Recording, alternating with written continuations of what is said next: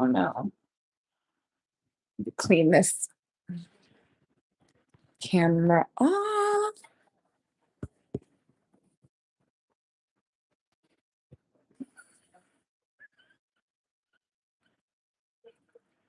I know, a Lando pole. Kind of a throwback.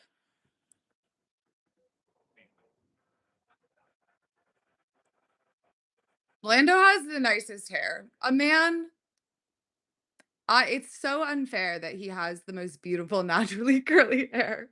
It makes me hate him so much. Oh, Evan. Oh.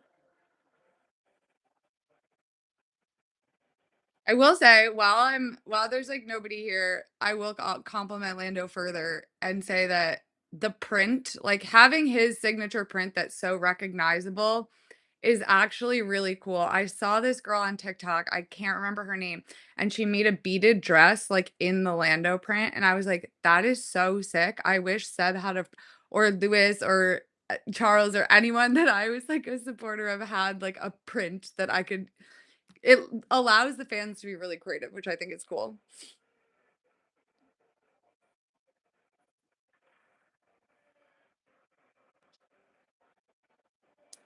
He just looks so young.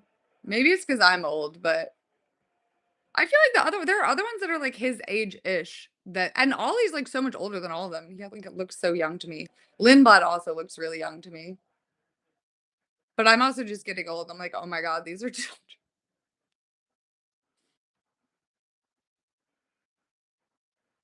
George in his headband. Oh my God. An homage to Seb.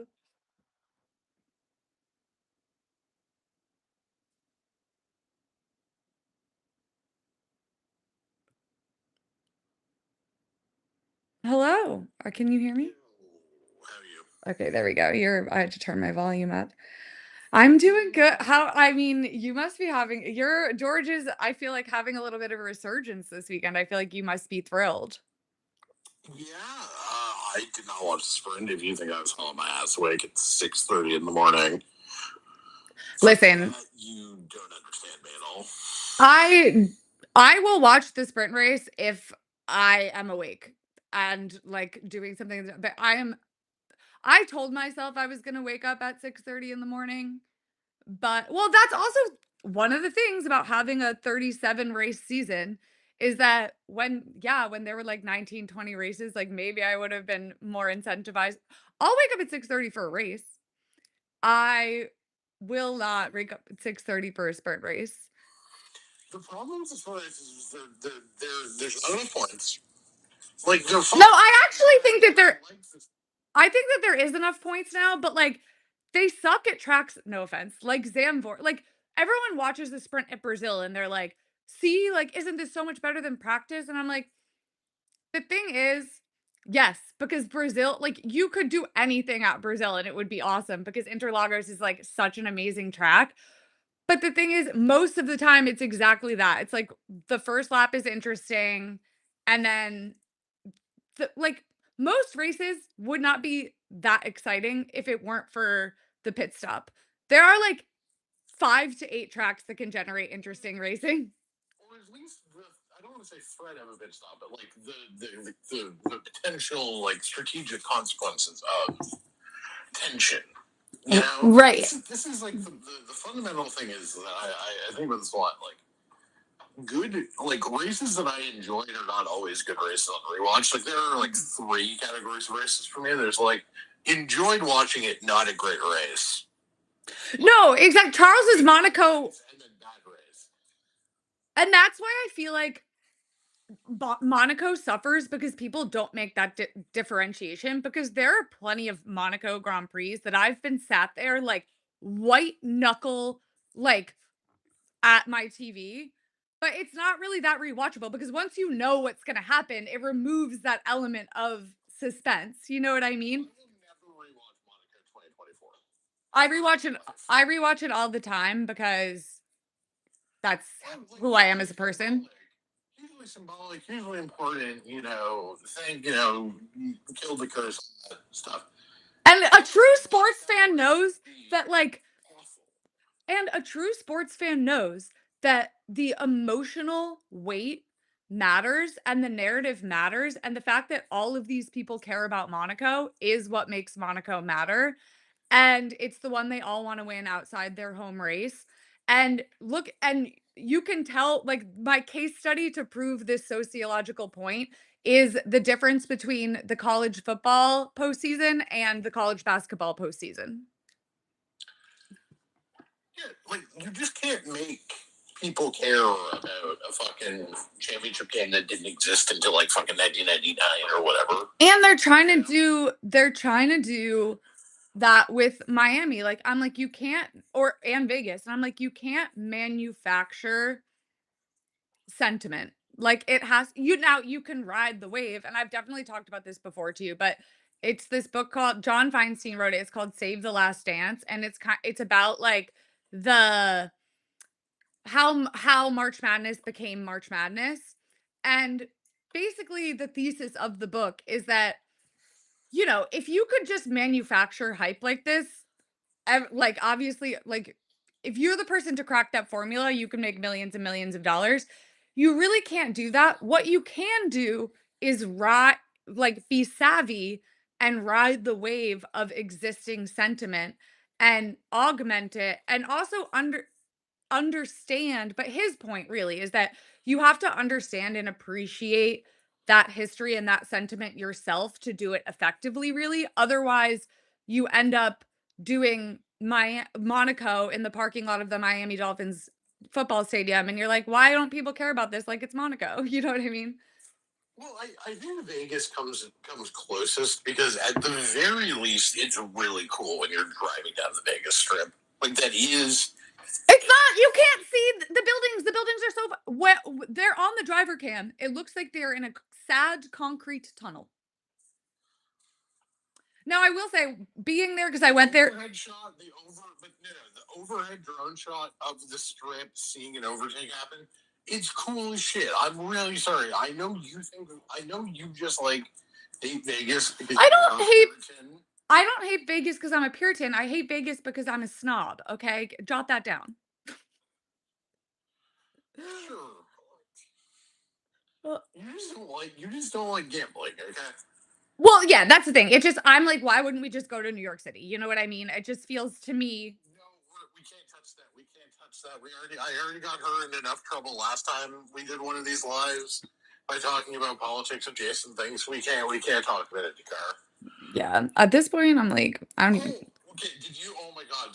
Okay, but we can't talk about one thing about IndyCar. So last weekend was the Toronto IndyCar race, which they moved fucking suburbia Toronto because Toronto had the actual World Cup to deal with, so they couldn't, Yeah, they were like, I mean, the poor people of Toronto are like enough. Right.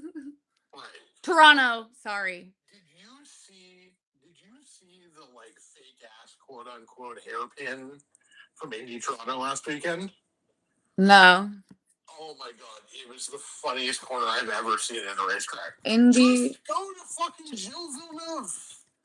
Yeah, I was gonna say Canada has an amazing racetrack. Just go to Gilles Villeneuve. Don't make a fucking street circuit in fucking Welcome. Street circuits are a plague upon the world, a plague upon our nation, aka the motorsport nation. Um, so Coda is okay. Let's do American tracks based on college football bowl games. Um, Coda is the Rose Bowl. Yeah, because that's the that actually matters.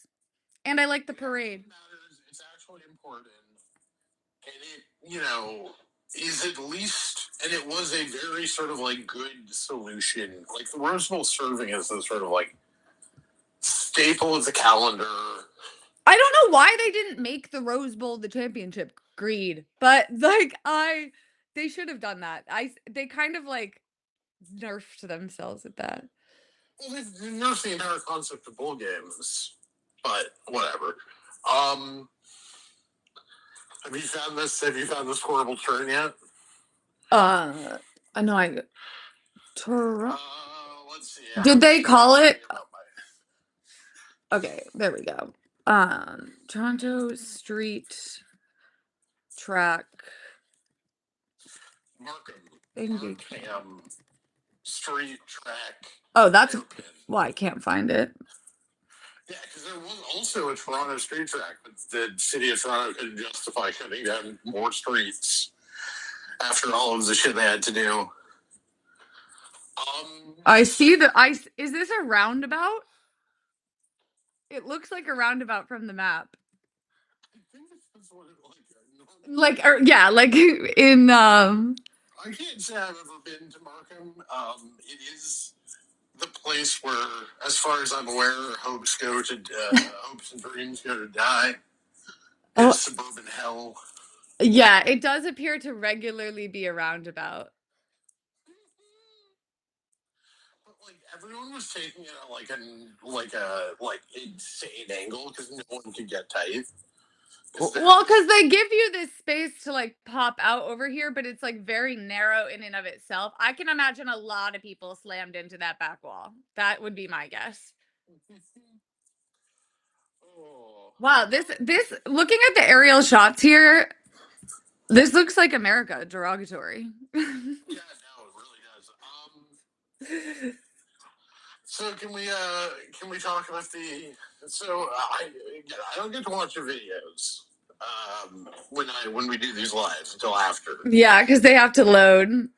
Right. So I have not gotten to experience this. Are we starting with Ferrari being in P5 Hell? Are we starting with Fraud Tonelli? Okay, I wouldn't get over your skis. I wouldn't get over your skis on. Listen, as someone prone to getting over their skis, immediately going to Fraud Tonelli is crazy. I would wait till he at least beats him in the race tomorrow. You know what I mean? Like let's get one win under our belt. Bro, we had Lando Norris actively fucking our lap and still was faster. That's true. That is true. Like, I'm just saying, give me a fucking clean. Give me a clean track ahead of him. We had Lando committing more crimes to George on our lap to fuck our tires, and we were still faster. Okay, actually, can we start with my two least favorite parts of this weekend? What the absolute fuck was up with TV direction during the last runs in Q3? Okay, and 40 seconds of a Bortoletto lap. Who gives a fuck about Gabriel Bortoletto? I know, and listen, The concept of Audi. Listen, I love you, my boy Bortoletto. He actually, I think, is kind of has been a star, and just in terms of because I have always been worried about the next generation in terms of like these people are kind of boring, like compared to Seb, Nico, Lewis, like Lewis, Fernando, like who's gonna They're rizless PR machines. exactly? And I'm like, oh, I need unhinged behavior that we're not gonna like. It's just Lewis and Fernando left holding on to the craziness. But the in the sport's better when there's a Brazilian on the grid. I do actually believe that. I agree as well, and the because maybe we can be in coalition as partners to make my dream come true of Brazil being every single race. But I think they should force them all to move to Brazil. Like I actually don't care until well, and once a year we can go to Silverstone, and once a year we can go to Coda. And I will allow for Monza because I would like to be able to return to the nation of Italy at some point in my life. So I don't want to be ignoring Canada to me. Okay, you're right. Also Canada. Plus, I will say Canada has the bonus of like it, going to Montreal is just undeniably better than going to Jane Austen land. Jane Austen land, or if I were to rank the cities though, it would be London, Montreal, Austin, Texas. Steep. No. When they're racing on the fucking Thames, you get to claim London. You don't get to claim London. It's Milton fucking Keynes. No, it's true. I feel like you get to claim it if you sleep, if it's logistically feasible for you to sleep there. And I know some people do it, but if it's a 2-hour commute, we're not counting London. But also I also have to think like Okay, well, no, except for Nelson Piquet, who I have erased from existence. In my mind, he never existed. Um, but I will say, I do think it's undeniable that it's still associated with London because when you just think of like logistics of travel, like I will be going to London. You know what I mean? Okay, you will be, but that's because you. But like, I'm just saying, you go to London even when you're going to like the fucking Dutch Grand Prix. One thing about me is I will always make a stop. If I'm across the pond, I have to make a stop in London because I must go to the Wallace collection and visit all my favorite paintings and visit Connie and Taylor. I also just love London. Like it's awesome. Of course, whenever I'm there, I'm like, well, I was like in Naples and I'm like, well, I have to get back to Amsterdam. London's practically on the way. It's not on the way. I didn't even sleep there. I just went. I got there at like 5 o'clock in the morning, went shopping, hung out, went out for drinks with Taylor and Connie, and just went directly back to the airport. But I didn't get to go to the Wallace collection, so I do have to stop by. I'm behind on my visits. I miss Strawberry Girl. It's my favorite painting of all time is in that museum. Plus, they have a little bar restaurant thing in the middle that has really good food and the drinks aren't that expensive and it's pink. This place was made for me. I mean, here's the thing. Unfortunately, Nelson Piquet Sr., evil person, Nelson Piquet Jr., it's really annoying that Nelson Piquet Jr. is in one of the funniest F1 scandals of all time. It makes Crashgate at least 10% funnier that it was him. His Crashgate in Singapore 2008, I think it might be my favorite F1 scandal of all time. Nah, Spygate is my favorite. Okay. Fernando Alonso blackmailing Ron Dennis. Like, come on. That's hysterical. No. So here's the thing. Crashgate on its own definitely blows Spygate. Remember what happens as a result of Crashgate. What? To one certain Felipe Massa. You know what? But do we count that as part of Crashgate? Yes. It is fruit of the That's tree. true. That is the funniest. I will say that is the funniest, like on camera, like in race thing that has ever happened in Formula One is the tail. You have to include that in any conversation about the consequences of Crashgate is the Felipe Massa fuel hose still being in, and then just them panning to like just panning down to pit lane. I will say one day I actually should write this down. I've had this idea for a while. I need to make a manifesto on F1 camera work because this is just like a leftover from the film school, myself as a film school dropout. But like, as much as we complain about the TV direction, the camera work in Formula One has no right being as good as it is, and it's hilarious. Like the way they cut to like and the shot of them all running down the paddock like full speed, genuinely one of the funniest camera shots like ever created. Remember when Seb crashed Mark out in a Toro Rosso like 2007, but you don't see the crash, you just see the two of them. The after sliding.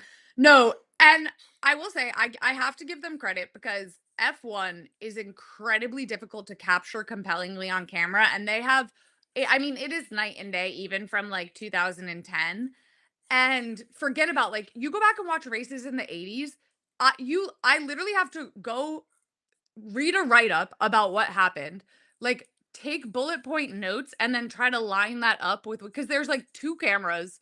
You don't see any of the incidents or overtakes. There's like 4 pixels. All of the cars look exactly the same. You can't tell who is who.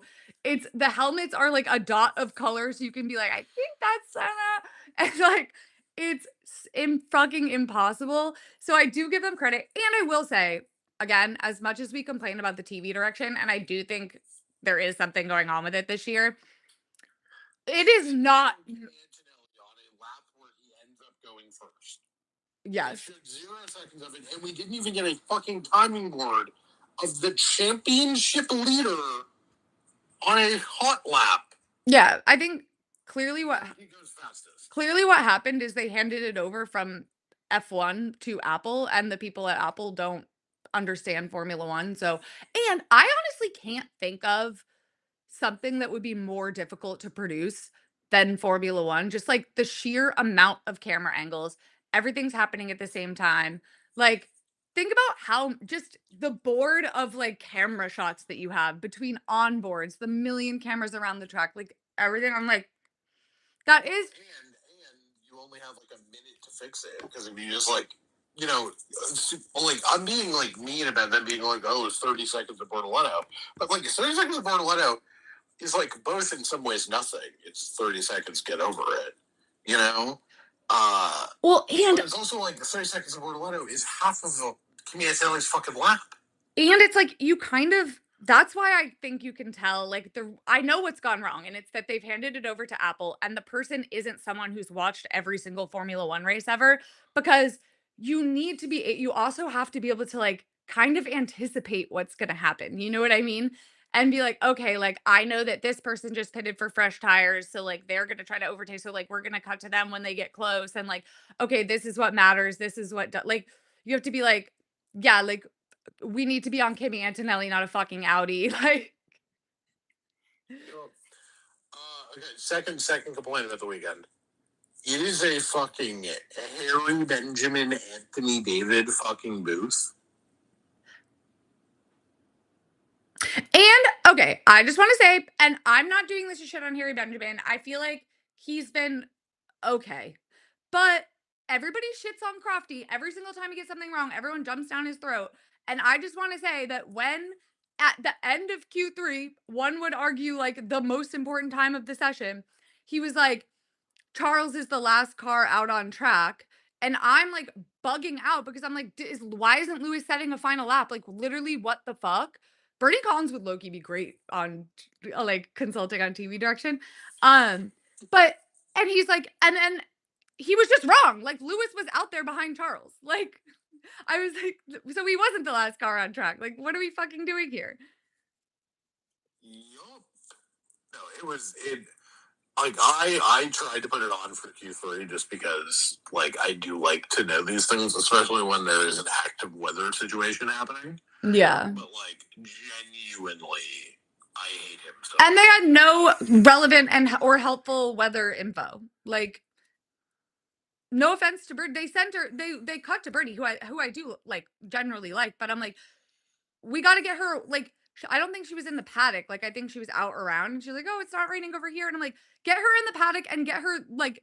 This is the moment where we need Ted pestering every single one of the teams for their weather report. You know what I mean? She was sat on the pit wall was the problem. Yeah, yeah. Which again is great for what she does, but that's why I'm like the thing is like as much as I love her as a third man, I'm like I need her to be a third man and not be taking the Ted role because like fundamentally what they do is very different. Yeah.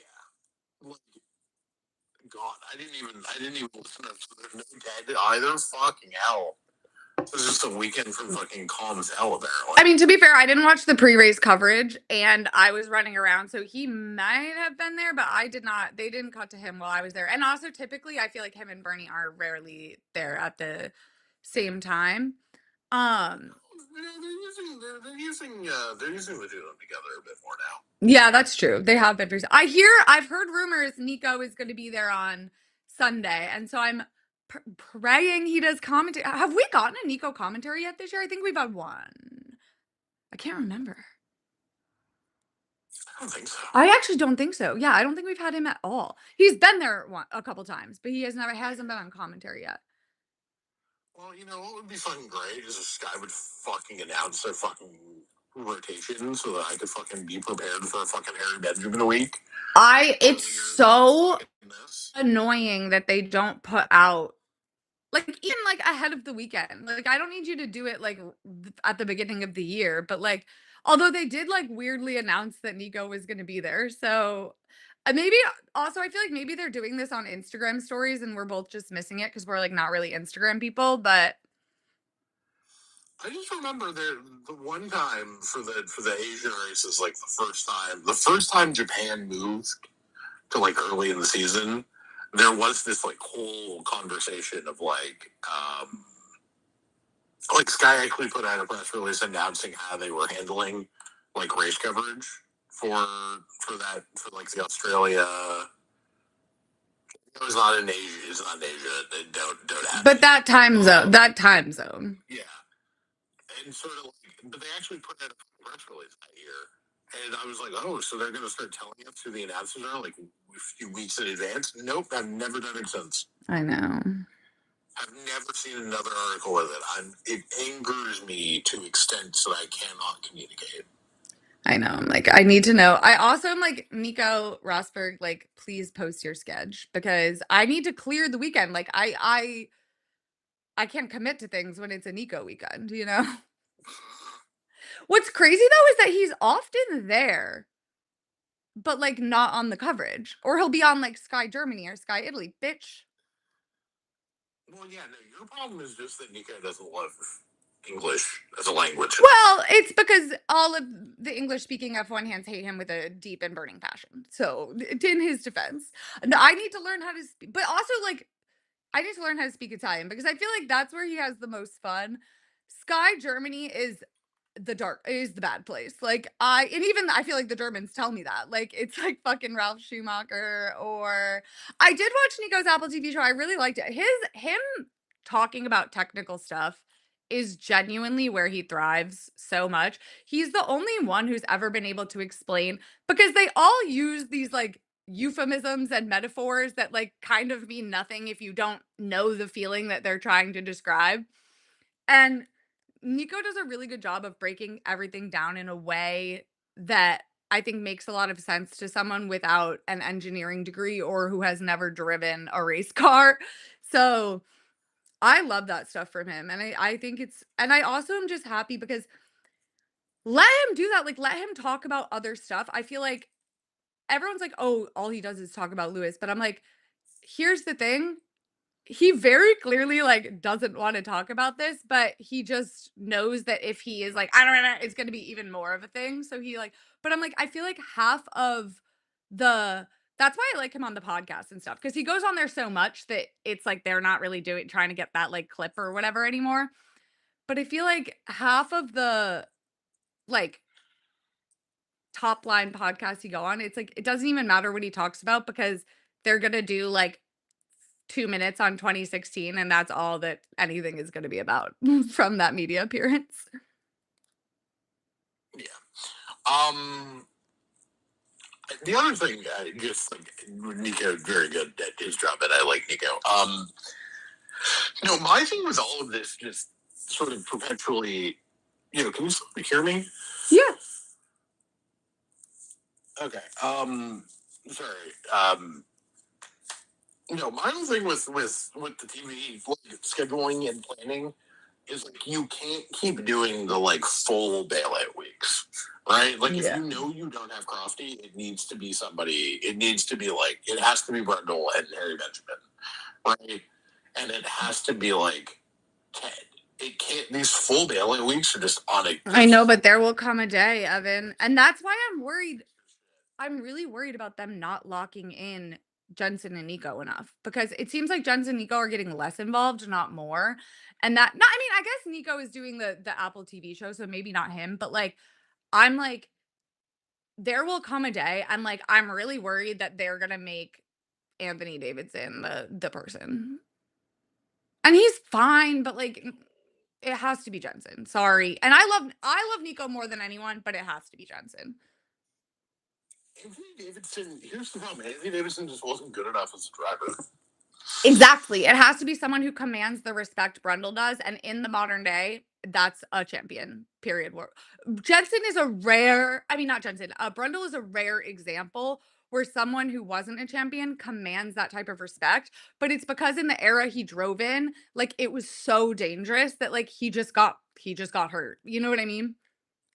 Yeah, like everybody knows that Brundle would have won 20 races, probably 3 championships if he wasn't consistently suffering fucking double leg breaks. You know? And the thing is, yes. But it's like, I don't care if Jensen doesn't want to do it. Like, kidnap him. I gently. I Jensen, this is your duty. You don't have a choice in this. You're being drafted. This is the military, and you don't get a freaking choice because or we must kidnap Brundle. Like I'm also he's not that old. He acts like he's old. Bitch, get to work. You don't get to retire. Fuck your kids. I don't care about your family. You must. This is about me, okay? Oh shoot, I forgot I put a Celsius in my fridge. Oh no. Oh no, and I stepped on a clip. You're just having a hell of a. I'm having a time. I'm having a time. Oh, it didn't explode yet though, so dub. Dub, dub. Celsius is in the fridge. Freezer, sorry, I meant. No, I always do this thing where I forget to put one in the fridge. I'm like, oh, I'll just put it in the freezer so it cools down faster, and then I forget about it, and then it explodes. Can you tell I have ADHD? Lemon lime, which I've heard a nasty and disgusting rumor that they're discontinuing the lemon lime. I mean, I know Brundle's at retirement age, but again, and I'm pro labor protections, but I think they should be waived, and I think we should forcibly, again, so gently. Like he's not that. Someone just pick him up and bring him and be like, you actually have to do the commentary, like you. And I feel that way more about Crofty than Brundle, just because I feel like Jensen, like we've done a lot of the Brundle replacements. It's obviously Jensen, you know what I mean? But I just don't get why they're not rotating more people through. Like, let Naomi have a role as Crofty. Like, I think she's the only one that is funny enough to do it. And I think it might be good because the problem is that as much as I love Crofty, and I know that this is not a cool girl opinion to have in the Formula One fandom, but like to me, he just is F1. And like I grew up listening to him do it. Like when he's not there, I'll never like anyone as much as I like him. However, he's really not doing the role of the traditional commentator. Because he's supposed to be the one sort of directing traffic, so to speak, and like keeping things on track. Brundle is kind of the one that does that and then also does color, but Crofty does the like more announcer style things in terms of like what they say. But in terms of like the dynamic between the two, it's not like what it usually was.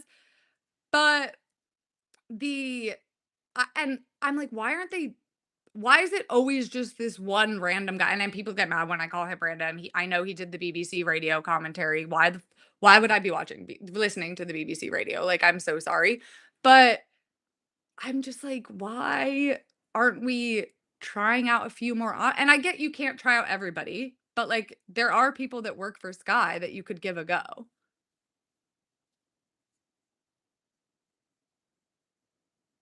Like, for example, Naomi. I feel like I really want to see her. And maybe I won't like her in that role, but because like I really liked Anthony Davidson on oh, where'd he go? um I know.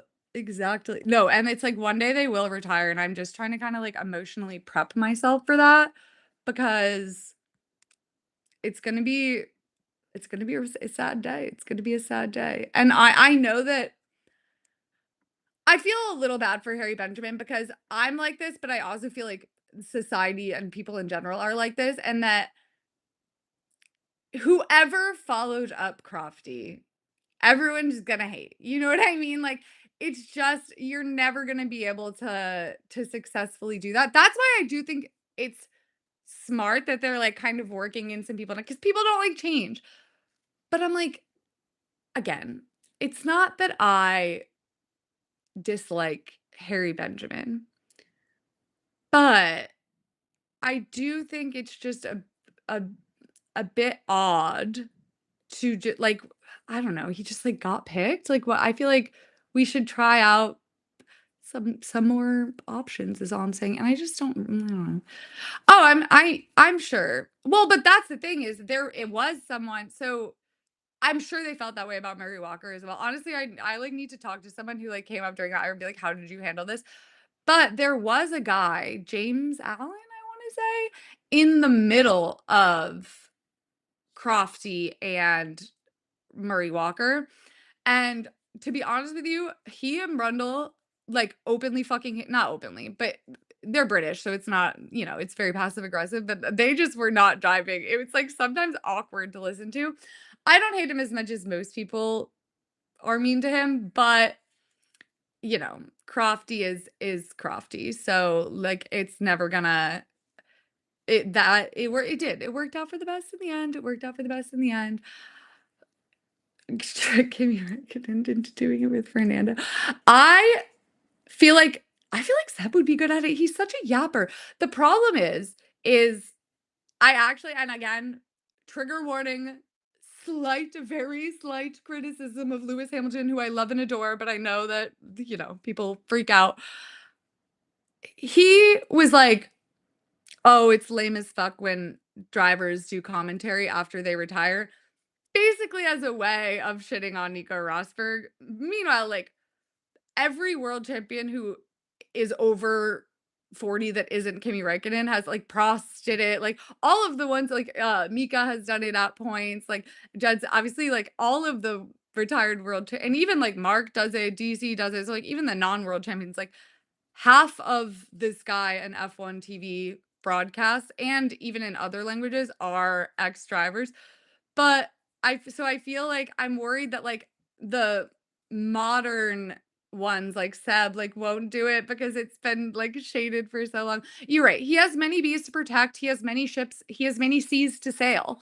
He's mountain biking. He's being an alpaca farmer in Switzerland. So he's busy. He's busy, but Are we talking about Seb's many side quests? yeah, he was. Well, this isn't in a new one because this was Sail GP. He like owns the German Sail GP team, I need co-owns. you to explain to me Sail GP at some point because I have tried to watch it and it just looks like they are like floating in circles. First of all, Sonia, I think about the alpacas every day, and the fact that we never got a follow up on them, cruel and unusual. Sebastian Vettel, please. I just want one Instagram photo of the alpacas. It's all I want in my whole life. Please, please, please, please, please, please. But Sail GP is actually. Remember how Seb only got Instagram to break your heart? And now barely uses it. And uses it in an insane manner. But also, like, I wouldn't expect anything from Seb but what he has put on Instagram. It's always like, I never know what's going on. And he was like doing like this thing throughout his career for a long time, but then he took a break and they went back to it. And it's like random like events that he's doing. And like, of course, like Seb wasn't going to use it.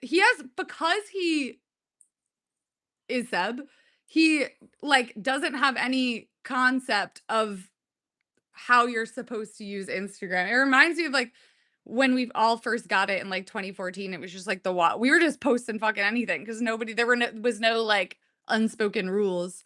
And now I literally haven't posted on Instagram in 2 years because I've developed a weird anxiety around it.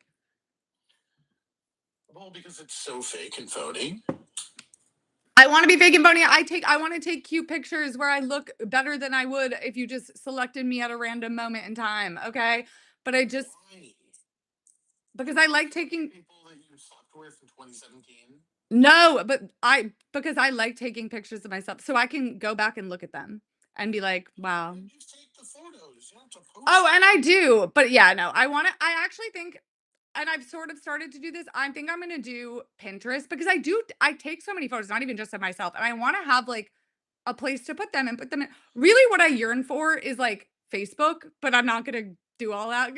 And like, but I want a place to post like the pictures I take on my cameras and stuff.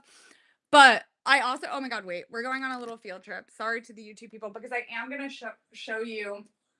Dev took the best picture of me in Lake Como.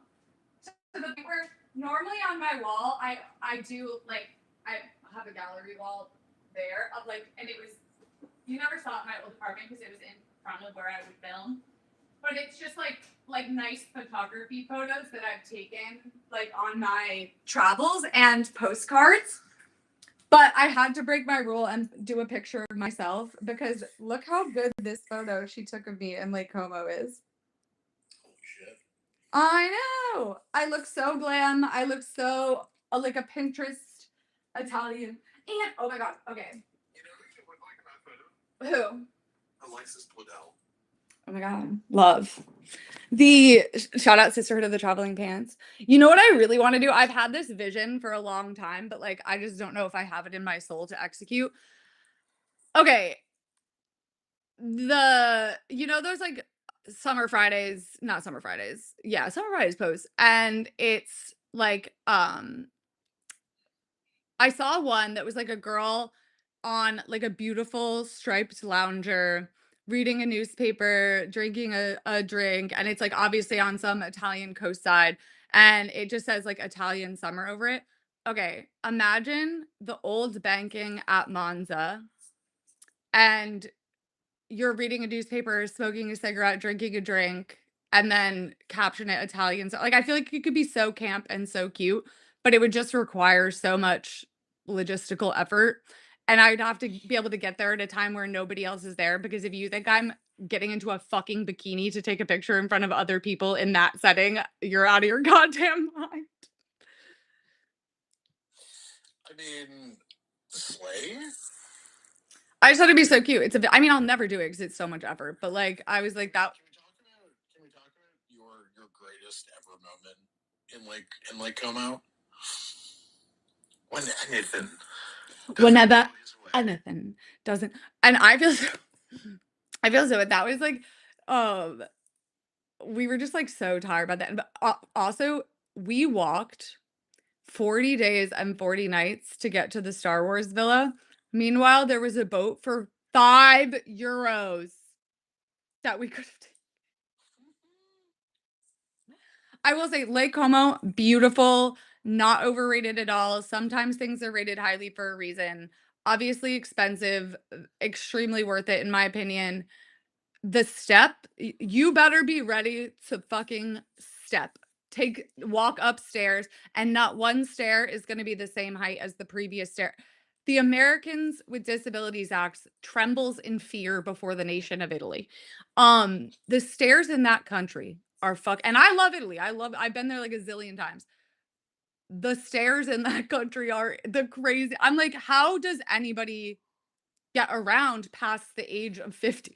Like, so I feel like we should probably talk about, the fact that like there has been an F1 session. Can somebody fill me in? we talked about George being terrorized. Yeah, by Lando Norris, by evil Lando. Did something happen with Lewis in the sprint race? I don't know. I didn't watch it. You know. We saw this like vague thing of what appeared to be like Lewis's engine crapping out, Oh, great.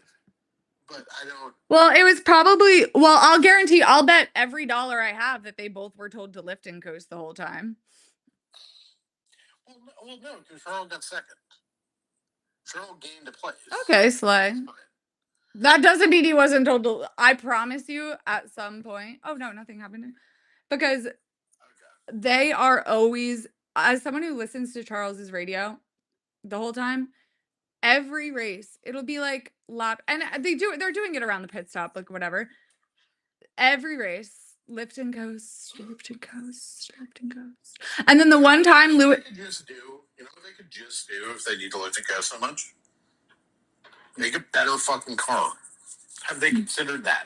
Have they considered making an engine that doesn't overheat? Based on what I've seen in the last 5 years, I would say no. Well, they did one time have it. Well, it's not the engine, it's the brakes. But yeah. But then they switched brakes. So it's like, why are we still lifting and coasting? It's an engine brake cooling combination issue, from what I understand. Brake boosted like really has a good like article on it and like that really breaks it down. I got to be real with you. I could identify perhaps 60% of the words in that write up. So I was like One of these days. Ferrari break discourse serve a similar function to my Canadian politics tweets, where you are aware of what the words mean, but you are not aware of what the words mean in No, being used. I'm familiar with the lore of the break discourse, but on multiple occasions, I have actually got been like, "Okay, I'm gonna understand how the brakes and engine of this and cooling of this car work so that I can better understand." 'Cause I understand, like, the political ramifications of the technical policy. I do not understand the technical policy. I understand why both sides think what they think, but I cannot form an opinion because I don't. And so on multiple attempts, I've made multiple attempts to try to understand it, and both times I've been like, "I'm gonna have to, like." It's just I'm gonna have to, like, learn physics concepts, and I just don't know if I'm down for that. I can't let the Ferrari development discourse drive me to reading a physics textbook. Like, that is how you know I've gone off the fucking deep end. I can't believe I just made a comment to try and make a joke about having been in the fucking trenches of Canadian politics. Oh, well, no, I you're decided to give a serious answer. well, we can do a detour on you, defending Mark Carney because he didn't tank the Canadian economy for no reason.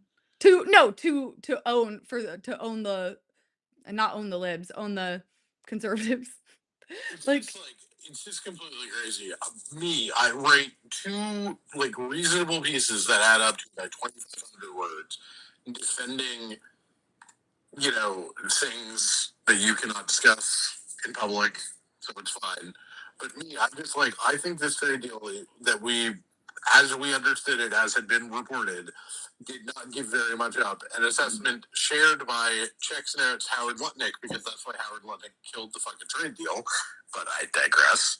Um, and then I read this, and I'm just called like a libcock who's in a cult from our current. hey, that's huge though, because before you were a traitor and a Russian spy.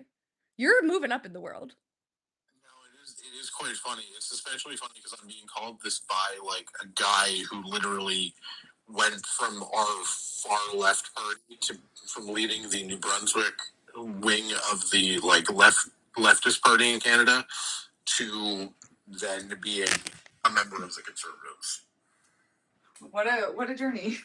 Well, that's actually many such. Who has now created the like, Canadian equivalent. What the fuck's the Energy Party? That doesn't really exist. Forward Party? Was that what the fuck that was called? I listen. That's not real. Remember the general existence of Energy? Vaguely.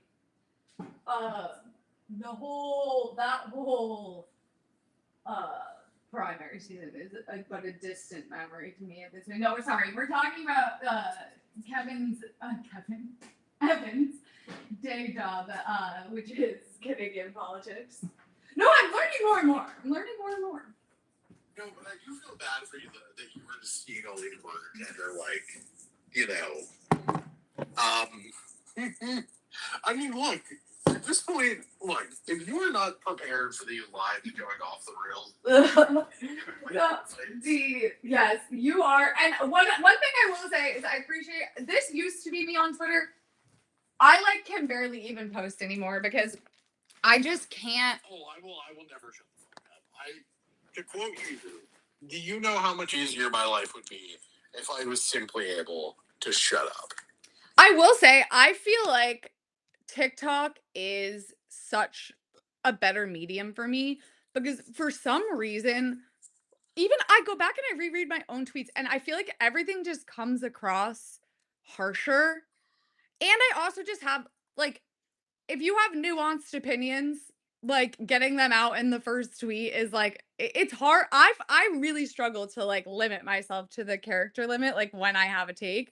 But and I also feel like people get the algorithm on TikTok is better. So like less men see my posts.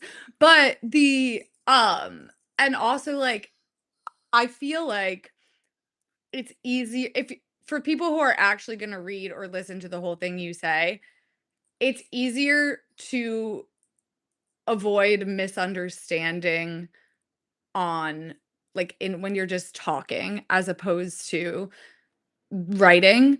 That being said, of course, there are people who I posted on my other account, I had to private it. I was like, it's so funny, like, because I do get, like, random I was like, "It's so funny getting, like, random, like, regular news from other countries because I have no so I'm already starting off by being like, I am not sitting here claiming to be an expert on British politics." And I was like, "But, like, in Congress, like, we just have, like, regular ugly old people. Like, our politicians are ugly, but, like, every once in a while, you'll see one from over there that is genuinely the strangest looking individual, and not even necessarily in a bad way, but, like, there are some one of one people." That's what I said. First of all, as we know, British people are the most sensitive people on earth and they can give it they're the number one proponents of, like, can give it but can't take it. Like, they're all like, "Oh, like, an American is really gonna talk about how hot our politicians are." I was like, "Whoa. First of all, I literally say that ours are ugly in the video." Like, I don't know if you think this is some kind of insult. I literally said that myself. And number 1, I'm not talking about objective attractiveness. I'm talking about, like, you Like you would say Rory Stewart is that's an elf. man. That's an elf. Like, I don't think that's a real person. I also saw another one, which somebody very funnily in my comments described as a haunted pencil. I There are some hilarious looking individuals. The and I was like, the and I like this was inspired by Wes Treating, who, to be fair, upon further Googling, there were more normal photos of him. But whatever publication he got promoted to some position did him dirty with the picture. He looks like in SpongeBob when he becomes, like, perfectly round. And then a whole bunch of people were being like, "Oh, to say this when we have the first all-woman cabinet is a choice." I'm like, "Oh, kill yourself. Sorry, you can't say that on the internet." But I've been like, "Bro, first of all, everyone that I had in mind was a man. The women are just regular looking." And then there's that one hot one who tried to do the summer of sex, and then they all laughed at her, and I'm like, You are the most repressed, miserable group of formerly abused children in the entire world. I know you got beaten with sticks at Hogwarts, but, like, some maybe some of us wanna be sex positive." Poor Samantha. Speaking of that, can I tell you about the comment that somebody left on my article last night where I was like, I just think this deal is pretty good, and they were like, "Have you ever been in an abusive relationship, Evan?" I don't think so. We have to stand up, or we're going to keep being abused. And I had to go to the person and be like, "You have to delete this fucking comment." First of all, a wildly inappropriate metaphor. But even if we were going to use that metaphor in an abusive relationship, the solution is to leave. Are they going to pick up the nation of Canada and move it elsewhere? Like, Right. again, wildly inappropriate and offensive metaphor. But even if it wasn't, it makes no fucking sense. You choose to be in a romantic relationship on some level. Obviously, I'm not saying, like, I'm not victim blaming for people that say or anything, but, like, at some point, you just Canada's just there. You know what I mean? Like, it's not really a changeable situation.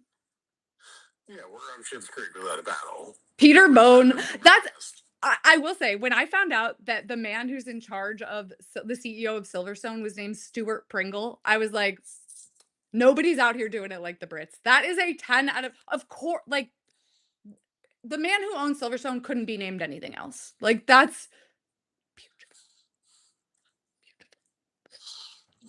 but yeah. There was a great focus group story that was told from the 2010 election where they showed focus group people. They asked them if they could identify a female cabinet minister, and they said Harriet Harman.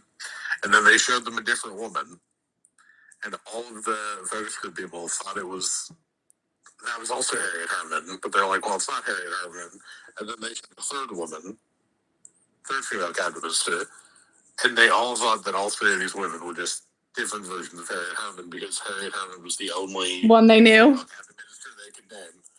In their defense, all of the female labor members have the same haircut. So it's difficult. It's the same haircut, and then like there was like a brand of like Blair era labor women who all kind of look similar, like Tessa Jowl, Harriet Harman. There's someone else I'm thinking of too who like. Well, and that whole squad was like always in shit together, so it's like you don't learn to differentiate. You know what I mean? Like you don't associate with them with like different. Like just all the same woman. They Then again, I would say this about literally like 250 conservative MPs at any given time. Oh no, every single boarding school boy is exactly the same man. It's actually remarkably impressive how uniformly they churn them out. David Cameron, there are 42,000 David Camerons. I will say they couldn't beat the weird out of David Cameron, and I do appreciate that about him when he's like, I'm massively in favor. I'm a massive fan of marriage. And that's the problem. I feel like that's potentially why the Farage thing didn't work and the Trump thing did, because British politicians are funny, and like we had nothing like they just couldn't. There was no alternative funny. Like we sent back Marco Rubio and Jeb Bush. You know what I? What do you? The real problem is that Hillary Clinton actually has personality. We just only find out about it when she's not running for president.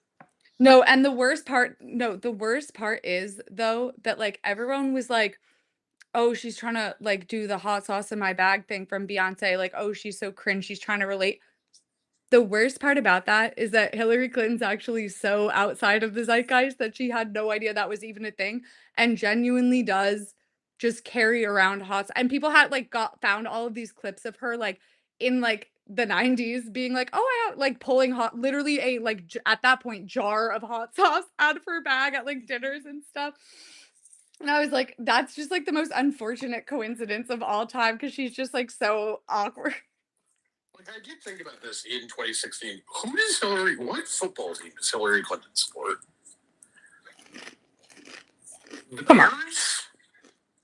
The Saints, I guess, would have been the team of like Arkansas. Where is she from initially? Illinois. So like, is she a Bears fan? Is she like a Jets fan? Hillary Clinton has never watched an NFL game. And I don't think you should pretend that you have if you haven't. No, that's fine. And if the answer is you don't, then like that's fine. I would prefer that over like claiming that like pretending to, you know. Yeah. Well, because it just doesn't work, you know? No, you just turn into the fucking while you're cheering for the Rams or you're cheering for the Patriots, I'm cheering for Robert Mueller and the rule of law. Funniest tweet of all time. And you know what? Same. Actually, I was cheering for the Patriots. But if I had to pick one, I would pick the rule of law. And that's on. Is that the worst rule of the last 20 years? Yeah. Patriots, the 13-3. Oh my god, that game was bad. This year was pretty bad. No,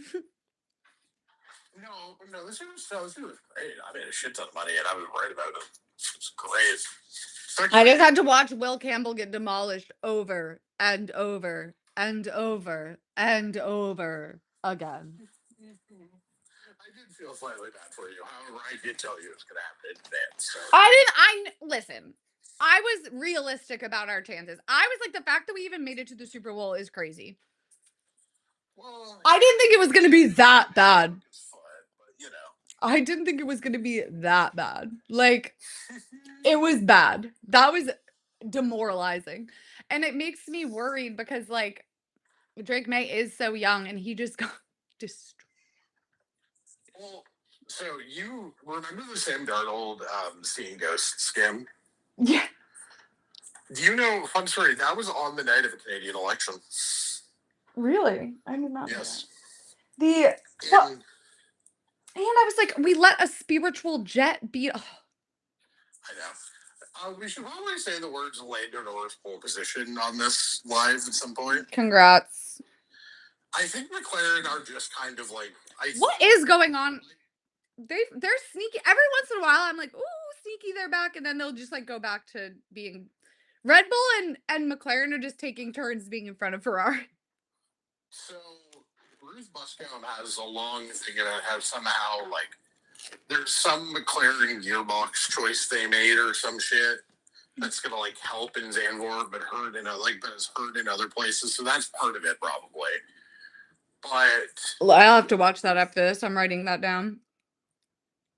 I'll find the tweet. I'll send it to you.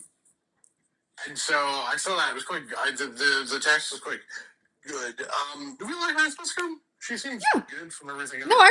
I like adore her like YouTube and social media stuff. I don't she's on F1 TV, so like I don't see her a lot on. That's the thing. I don't know like really anything about her. But I love her. All of her stuff that I've seen I really like. So I'm a fan. Um,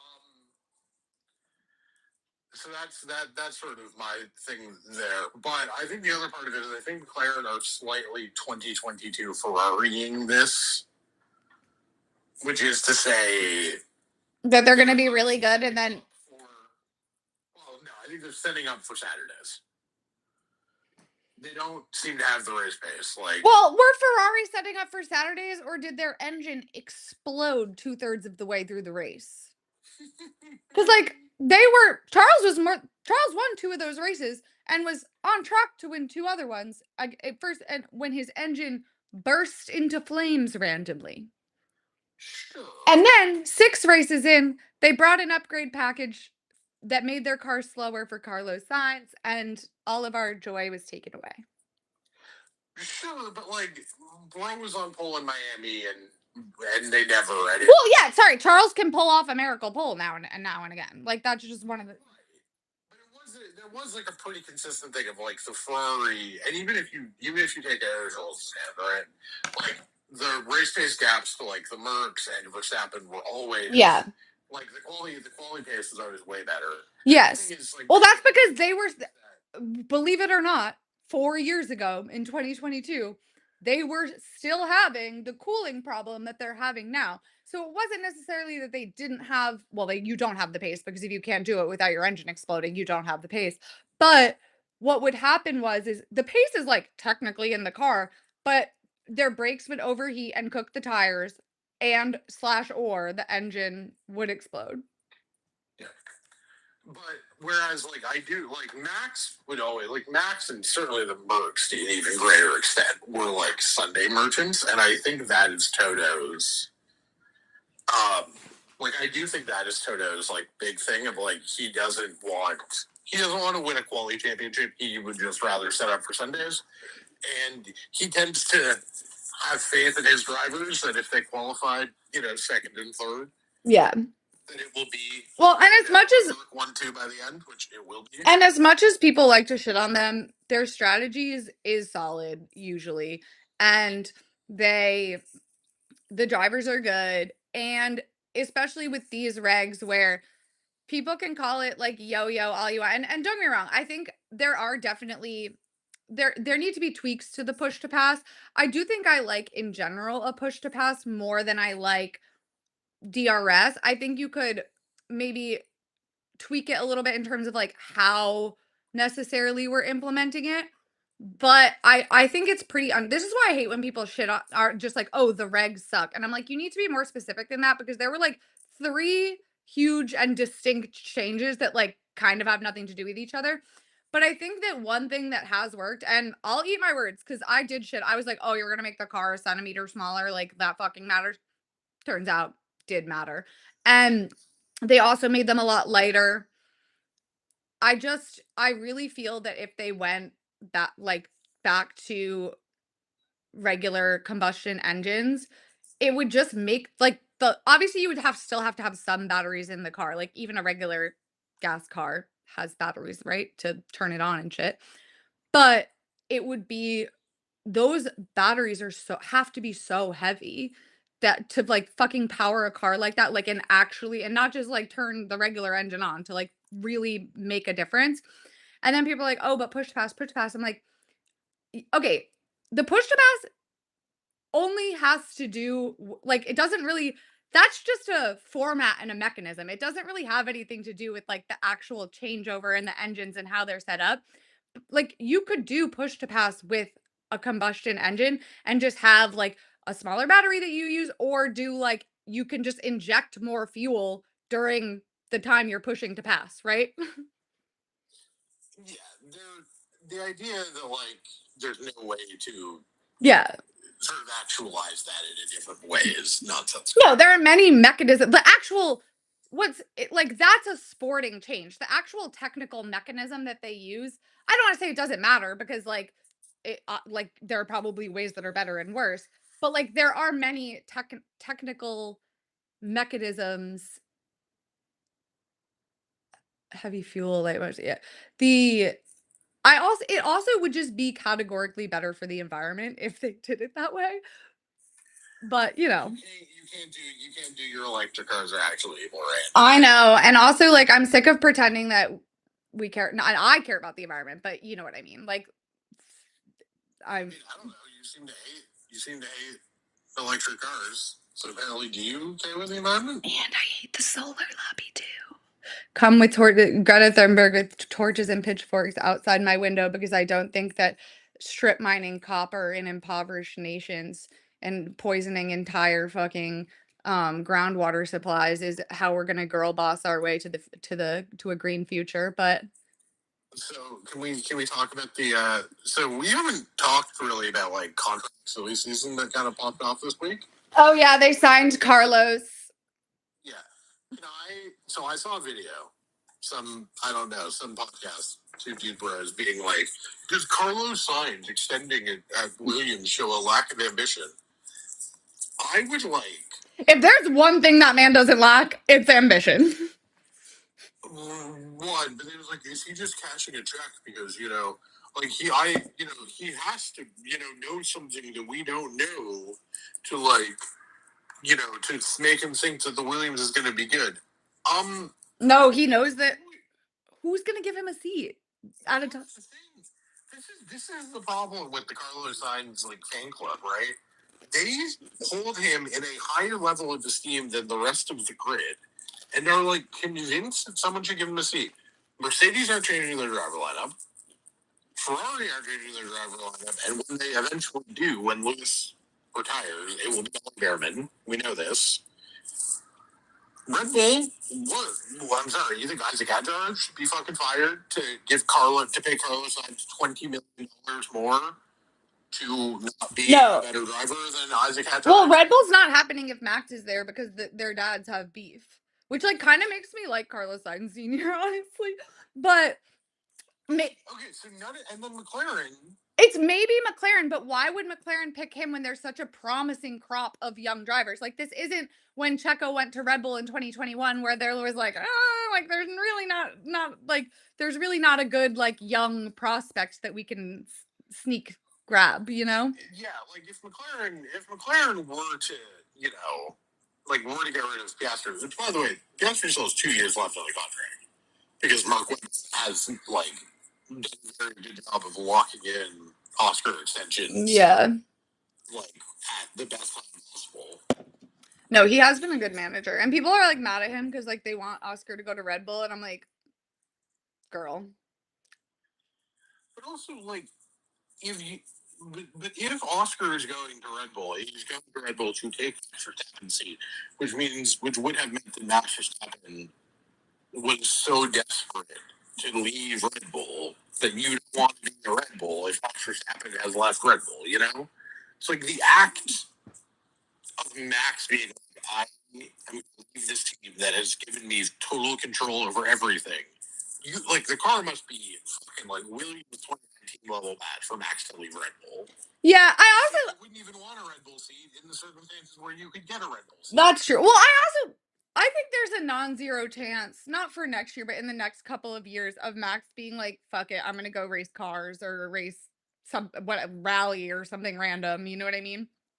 Not random, but like something we haven't even like thought of. Max did say, and it is a matter of time question. You can take this with as much of a grain of salt as you want, but he did say that he was closer to retiring than he was to driving for another team. Yeah, he's yeah. I think by retiring, I think he means from F1, not from racing. Yeah. We can talk about Liam and Yuki. Where did they finish? I know Limbaugh was 10, Arvid. Lawson only came at 10th off of Max? yeah. Okay. Yeah, Lawson did like fun. Good for him. Good for him. Where was Yuki? How'd he do? I think he was in like the Gasly like P12. Hey, that's pretty good. That's pretty So good. like not bad by any means. Like yeah, he wasn't gonna get back. He wasn't gonna make it into Q3. But the problem is that like I'm not like the problem for Yuki is just like the top 8 are now very good. Certainly the top 7. And Liam did well. Like Liam barely didn't make it into SQ3 and then got into Q3. Like Yeah. and so the problem is that like, basically we're holding a lottery every week for Borland, Hulkenberg, Gasly, and the 2 Toro Rossos. Yeah. Basically, just it's like 5 for 2 every single week. I know we're so close. We're so close to my dream of 2010 where we had like 3, 4 teams every weekend that were in it. And it really was like, yeah, everybody else is competing for like P8 down. Yeah, and like we just need Red Bull and McLaren and Ferrari to like kind of consistently, Yeah. Not If McLaren. you just make a little bit of a step, then you get into a situation where it's like, sort of like car, Track dependent and stuff like that. Yeah, no, I feel you. All right, hang on. I'm gonna go to the bathroom real quick. Ooh. Time out. Sounds good.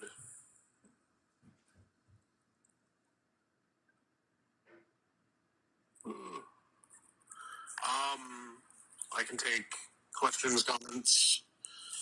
I mean, look, I have never been a big, Sinote fan.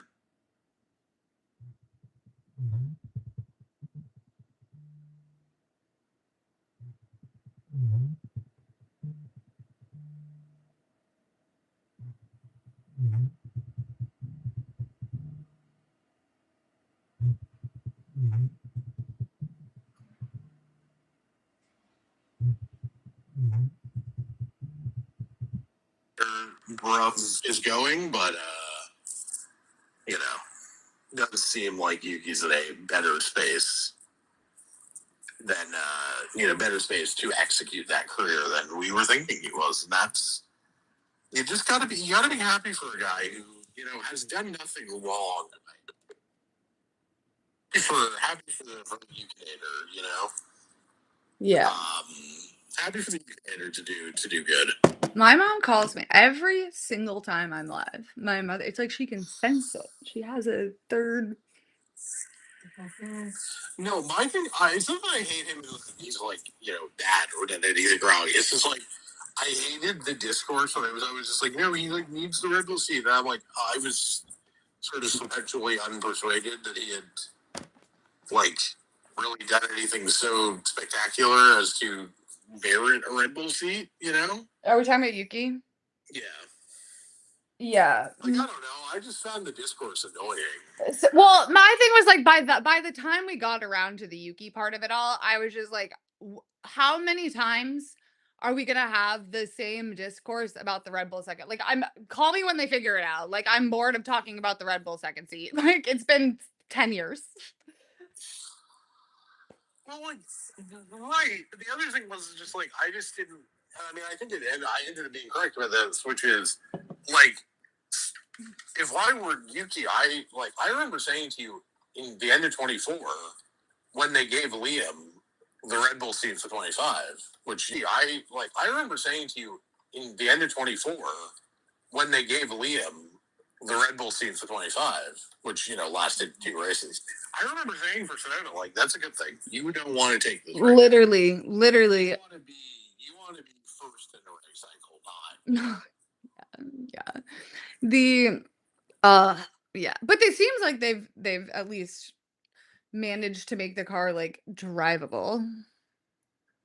Yeah, I mean, it's almost like they're not trying to fix from like one clear mistake, and like they're not just having to make this thing worse to try and like just iron out a little bit of performance to try and save, a title winning, like a runner of successive titles. Yeah. He knew he made like the worst mistake of his career but also while making the best car he's ever made. I will say this, we don't know because here's the thing, I'm like, maybe he could have mitigated it well enough that it would have, like, not gone off a cliff in the way it did in 2023, and also, he's maybe the only person who had the clout not 2023, sorry, but 2024, yeah. yeah, and also, he's maybe the only person that would have had, like, the clout to be like, "No, we're gonna take this step backwards in 2024 because we need to," you know what I mean? I think that it was a confluence of factors. I think that there were some underlying fundamental problems with that car that Adrian Newey and Max together were able to mitigate well enough that nobody noticed. And then when Adrian Newey went away, Max was able to mitigate it enough to finish out that championship, but not in a way that he was super happy all the time. Yeah. And, like, he just left at, like, the worst possible moment in time, which was, like, halfway through the season where and it was also, like, right because like, they start developing the car, like, second half of the previous season. So, like, it also was right at the time that, like, they needed to start making decisions about next year. Yep. And it was also totally unplanned. Like, this is someone who's been in their job for 20 years. There clearly wasn't like a backup plan going on. Why would there be? That would low key be like a palace coup. And so when he was just like actually like fuck Horner by, I'm sure it was like, oh, and not that there weren't talented people working there or whatever, but it's like now we all have to scramble, you know? Yep. And because Adrian Newey designs all the cars on pen and paper. So it's like now you're trying to reverse engineer, you know. For sure, right? And it's one of those things where it's like you can like, and this is obviously like the JV, the most JV version of this. Like I could give you my like Canadian politics model right now, and you would not be able to make it make sense because I have hacked that shit, that Excel sheet. You are a competent person. You would not be able to make it work because you would not understand all of the shit I have done. Right, because I didn't make it. Exactly, right? And the thing is, Nui has this immense ability to, like, okay, I did this crazy, like, quote unquote, like, by a conventional understanding of how to do this, I did, like, this crazy thing, which compromises, this crazy thing to achieve X that compromises Y, but I've got this, like, crazy other fix over there Right. that, like, makes up for it, and he's, like, actually, like, half of it, half a tenth faster than Yeah. Than whatever the hell. And it's like you just can't unless you know what you're doing. You can't do that. What the hell? No. I mean Red Bull back in like so I guess if you're in P5 hell, or Red Bull is in P7 hell, I guess. Yeah. Good. It doesn't matter because freaking McLaren, like Ferrari. Can you okay, but here's And it's like for you know that Charles is winning Monza, right? I'm dreading Monza because I already know like the toe discourse is going to be fucking unbearable. And last year, I don't know which one of us is allegedly the Max fan here, but neither of us are Max. well, no, I'm wearing my Max Daddy shirt. I like Max. I wouldn't describe myself as a Max fan, but I just thought this t-shirt was funny, so I made it. I made formulaever.co/shop. Mm-hmm. Why are you a .co and not a .com? Wait, it's actually not. I think it's .net now. Well, because .com was like $300 a month or something insane. And right. And and then I was .co, now I'm .net because I bought that domain, but I forgot like I can't remember the fucking password to it. I also just feel like .net is better. But yeah. You should no, you should be. What? .co.uk. Am I even like allowed to do that? Don't you have to be? Can you? Maybe I'll try to do that. The fake. I don't know. I'm so scared of the Brits that I What are they going to do? Send Alistair Campbell to say nonsensical things about British and European defense I policy? would love to chit chat with Alistair Campbell. Actually, I have many, many, many questions for him. She's a Charles fan. I'm a. Well, no, I'm a Seb fan first and foremost, but yeah, now I Okay, I'm sorry. We're talking about drivers who are still relevant and important. Sebastian Vettel will always be relevant and important. First of all, thank you very much. Dante, maybe I will. Listen, I've been working on my German. Windig. That's windy. That's all I got. That's really all I got. Never forget when my dumbass self thought that Nuremberg and Nuremberg were the same place. Almost booked a flight like 500 miles away from where I needed to be. That was a airhead moment on my. Luckily, I caught myself before I did that. Well, I'm just saying, you wouldn't want to go to a place famous for global hostilities in the 1940s. Oh, the global house. That book is so crazy. I'm like, and then there's this one part because there's like famous races or whatever, and one of them they're like they put the Germans in timeout for a little bit, and then they let them back in, and they're like returning the scarred returning war hero, like blah blah blah. It's this German guy. I'm like, War hero? war hero is a crazy way to say Nazi. Um, like, what else happened in the weekend that was like? No, I think Lawson doing well. I think it's like it's a weird one where like I don't know what the hell Red Bull is going to do in the medium term with the idea that like the juniors.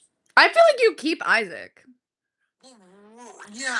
I know they're back. They go through these phases where they go back and forth between being like spoiled for choice and then like having no one and then being spoiled for choice. But they'll just keep them there and then maybe they'll go somewhere else. I feel like they're going to keep it steady at least for next year because they're finally in a good place. Yeah. This isn't like an next year problem. This is like how Lindblad is. I think Lindblad's really good. Is my actual thing, and like like I think he has a problem for Isaac Hadjar in the medium term. Yeah. I mean, if he like beats him consistently in the Toro Rosso, like yes, I will say like it's a little bit different this weekend because Liam is just like hopping into the car. Oh yeah. This is not like a this weak opinion, but like Lindblad's quick. He is quick. He is Like good. a 19-year-old is in a is consistently in Q3 in a like in a Toro Rosso. Yeah. At some point, I think within the next 3 to 5 years, at least I think within the next three, Lewis or Max will retire, and that will trigger like a bit. I think that there's a big shakeup coming. But isn't it just Behrman? Isn't it just Behrman when it happens? No, I mean if Limba continues to have standout performances like he's had, maybe not. You think Ferrari are taking a Red Bull Junior? I think what will happen, I think they might take if Kimi wins the championship, they will go for Kimi, and like every Formula One driver has brain worms when it comes to Ferrari, so You do not get to change your opinion on this. I asked you this last year. well, and last year I thought Kimi Antonelli wasn't going to be George Russell, so my opinion has changed. He still hasn't, and he's not going to. If George wins the championship, I think it's different. I think right now the most likely outcome is that Kimi will win. And if Kimi wins, I think Ferrari will go for him. And he would be a fool to take that offer, but he will because they're all idiots. Seb, Charles, Lewis, they all Fernando, like again, there is a worm inside of their brains, RFK style. So, RFK Jr., sorry, not to do my boy Bobby like that. But the like and then like that I think it'll be a more domino style effect, and then I think if it's Max, it kicks off less because Oh, disagree. Disagree. oh, see, I think we'll just I actually take a junior. Oh, see, no, because I just think like I don't think they would want like a Hagner Lindblad situation. No, I think Max would have been the one that would have caused the least dominance, right? Because like if Max was ever actually serious about leaving, that's when George probably gets fired at Merck, right? That he's starting to look at these conversations. Maybe Piastri slides over somewhere else, you know, and that's when you get the sort of like crazy shuffle. I totally think that it would have been something more like I think Lewis kind of just. I mean, the real question with the rest of the silly season is sort of my two like big questions over the next like 18 months are What's Lewis's contract situation? And the rumors going around Twitter that he's extended for 20. He's like reconfirmed for 27, yeah, that makes sense. and then like I think he'll have an option for 28, but it's like it'll probably be unclear whether he takes it. I think it will depend a lot on the car viability, right? I mean, they're gonna be exactly what they are. Like this, I just don't. I mean, You maybe. have to understand that Lewis has immense confidence in his ability to turn the machine of Ferrari around. I mean, he's doing a better job than I will say. To his credit, he clearly went in with his eyes open in a way that nobody else has. In that, like, he secured things in his contract that he was like, no, we're gonna do this for the break shit. He's writing the memos. He's whatever. But like, and I also think that Lewis this is my number one pet peeve when it comes to like the discourse of Formula One is, and for some reason it always comes up with the Nico thing, which is that like people somehow view playing the narrative game and being smart about comms and how things are presented and who tells the story as being, like, shady and evil, and I think it's a British thing because when I have been reading about Alistair Campbell, people are like, "The snake, the puppet master," and it's literally just him being a they're like, "He goes up there and he presents the things that the government does in a positive light. He's not impartially giving both sides of the story." I'm like, "He's the president's comms director. That's his in surely that's his entire job. You know what? He's not writing for the New York Times. He's the are you Doing and journalism? I'm like, do you expect him to get up there and shit on his bot? Like, surely you've encountered a comms director before. Like, people think for some reason that communications and PR is like black magic in England. I'm like, no, this is just like very basic shit. And I think the reason that it is because the British tabloids don't want people thinking critically about their coverage, right? So they treat any sort of understanding of it as like devil worship. And so when people but Lewis, because he has had to be, because think about it, most people when they're coming up in Formula 1 are the golden boy of their national media. They don't really have to develop an understanding as much until it smacks them in the face later on, which it usually does. But of their own media bubble, when you're coming up, you're a rookie, especially people that go on to be champions, have always been the golden boy. The Lewis, because the British tabloids are racist as fuck, had to deal with this from the jump. So he is good at this. He understands how the game is played.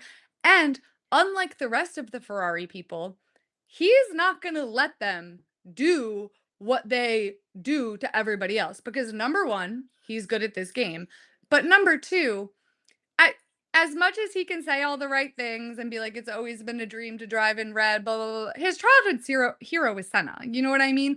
So I think that again, while he will say the right things, he doesn't strike me based on the decisions that he's made throughout his career and just like other interviews that he's given about other things that he's the type to be taken up.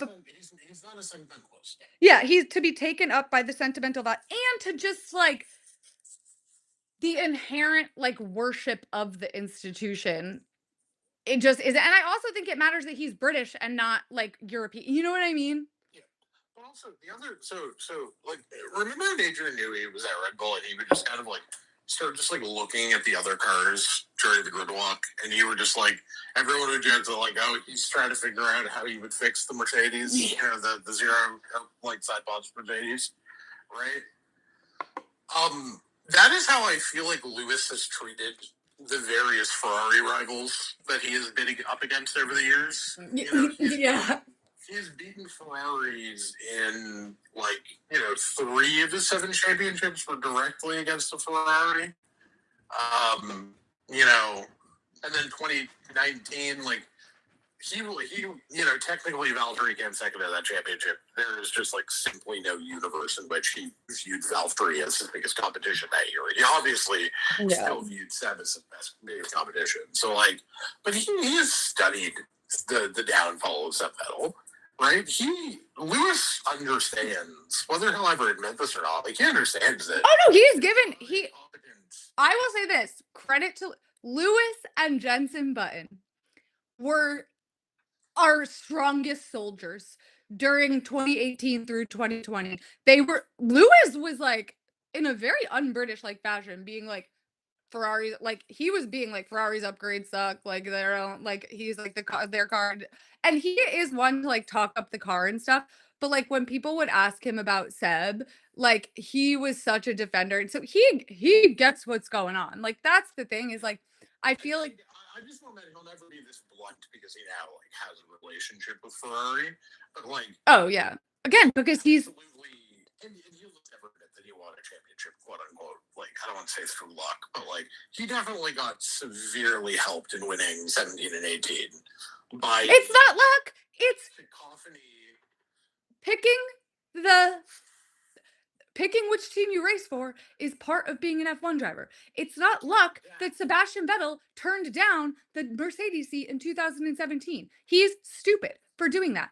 Charles is stupid. Fernando is stupid. They're all because they watch everybody else had access to the same information. And I feel like from Lewis's perspective, he is everybody else had access to the same information. And I feel like from Lewis's perspective, he is the one where I won't call it stupid because I feel like yes, Mercedes randomly became competitive, but like that relationship was like it wasn't necessarily happening for him.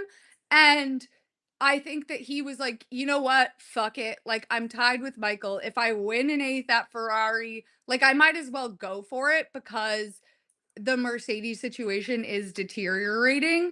And he's won what he's won. You know? And in a way, I also feel like Seb felt like that. Like, I don't think Seb cared about like winning more championships. But no, I think Seb wanted one at Ferrari. Yeah. He wanted to be a Ferrari world champion. Yes. Just like his, bestest. Exactly. And Bernie Ecclestone is evil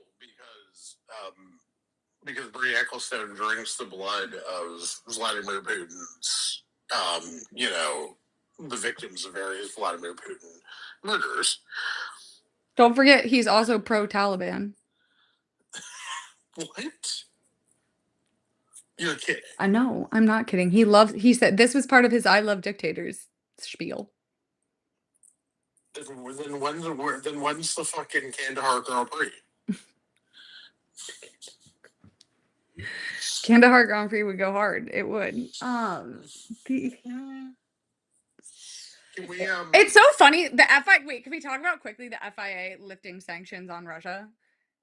It's so funny that they pretend to be a government. What the fuck?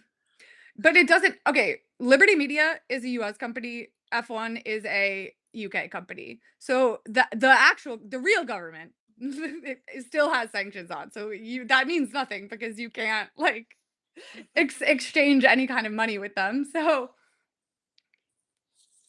what are we trying to let Mazepin race again? Well, interestingly, okay, so I don't think that that's possible though because here's what Ukrali, Mazepin Senior and Ukrali, which is his company, are under sanction.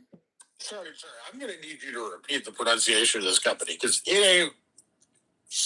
I want you to repeat how you said it. Wait, no, how do you say it? No, I No, repeat it. Ukrali? I'm just guessing. I also don't give a fuck. Pure alkali. That makes a lot more sense chemical wise. Anyway, Uralkali, whatever. His fucking fertilizer company is under sanction. He is under sanction for being an oligarch. Now, Mazepin Jr. was also under sanction because of his association with the company via racing. Once he stopped racing, he petitioned to no longer be under sanction because he's not associated with the company anymore. The reason you're not associated anymore is because of the sanction, whatever. And so he successfully got himself, so he is, Mazepin Jr. himself is no longer under sanction. However, if he takes any of his blood money and tries to use it to get back into racing, he's going to go right back under sanction. So, and also, could just like move to Boston. Well, under this administration, he probably could get a fucking visa, but I mean, he would still have to get a visa, and I would imagine that that would be a more difficult process in under an pretending we have a normal government. Let's live in fairy tale land for a moment in time. Um, I also would imagine that, like, he wouldn't have the best time socially in Boston. Like, I just don't know if I feel like you got to move to like a Russian sympathizing place, like Germany. Maybe you can just go hang out with Graham Plattner. You know, they have some interests in common. In hobbies, some might say. Yeah, he should move to like, I don't know, like a tax haven, Monaco. He'd probably be good. UAE, Berlin. That's not a tax haven. Really, we've buried the lead on the most important F1 story of the weekend. Not that George got engaged. Congratulations. No, the fact that the George fans on Twitter are an unfun group of haters at this point. They're so done with Toto Wolff's bullshit that when he made a joke like, "Oh, maybe he just needed to propose and he just needed her to say yes before he could get the pressure off his shoulders or something," some innocuous joke about just congratulating George on getting engaged and congratulating him on spring pole yesterday. And oh my god, the 63s on Twitter were just fucking the most like unfun group of Well, unfortunately, just let Toto Wolff make fun of his driver. The George peeps are doing like the Logan Sargent thing now, which is like, okay, yes. Do I think Toto has been? What do you mean? Do I think that Toto Wolff has been moving crazy in relation to George Russell in the last 2 years? For sure, for sure, for sure. But him being 4 places off of his team, it's like, is it sabotage or are you just getting out qualified by your teammate? You do like the whole conspiracy argument for me lends a little bit doesn't really land when it's like you're getting consistently smoked in qualifying by your teammate. You could just not do that, you know? It's like the Mark Webber of it all. It's like you could have just not qualified P5 in Abu Dhabi, you know? Okay, here's my thing in defense of George. Like, I'm sorry, I don't think it's a conspiracy, but also like Toto did the car did simply not work the way it was supposed to work. And to be fair, they did admit that there was something fucking wrong with George's car. Yeah, but people, I mean, again, the 63s are being great. No, I don't think it's a conspiracy. I think it's just and no, what I mean in relation to the Logan Sargent thing, I'm not comparing to George to Logan Sargent, but what I'm saying is, don't get me wrong. I have tremendous amount of sympathy for that when it gets awkward in the locker room. That does have to be tough mentally. And Formula 1 is their mental momentum matters. You know what I mean? But at the end of the day, it's hard for me to take you seriously when you're like, "Oh, like Toto's being mean." Like, I'm sorry, like you need a hug to improve by a tenth and a half in fucking quali. Like, we're adults here. You're a multimillionaire athlete. Like, it really should not be impacting lap time that your feelings are hurt. And I don't think it is, by the way. Like, I don't that's but that is what a lot of, um, some people like to purport and, like, that was even the same thing with, like, McLaren last year. I was like, don't get me wrong, like, they were up to some absolute fuck shit, but I feel like people bring in the, hurt feelings element of it, like, a lot, and I'm like, well, I do think that that, again, can be indicative of I'm not saying mental momentum doesn't matter and that it's, like, totally unhelpful, but at the end of the day, it's like, you're gonna be in like, even Lewis or Max have had situations where everyone is against you, everyone is shitting on you know what I mean? Like, even if it's not coming from your own team, eh, in order to be a champion, you're gonna have to push through the moments where everything isn't all warm and fuzzy.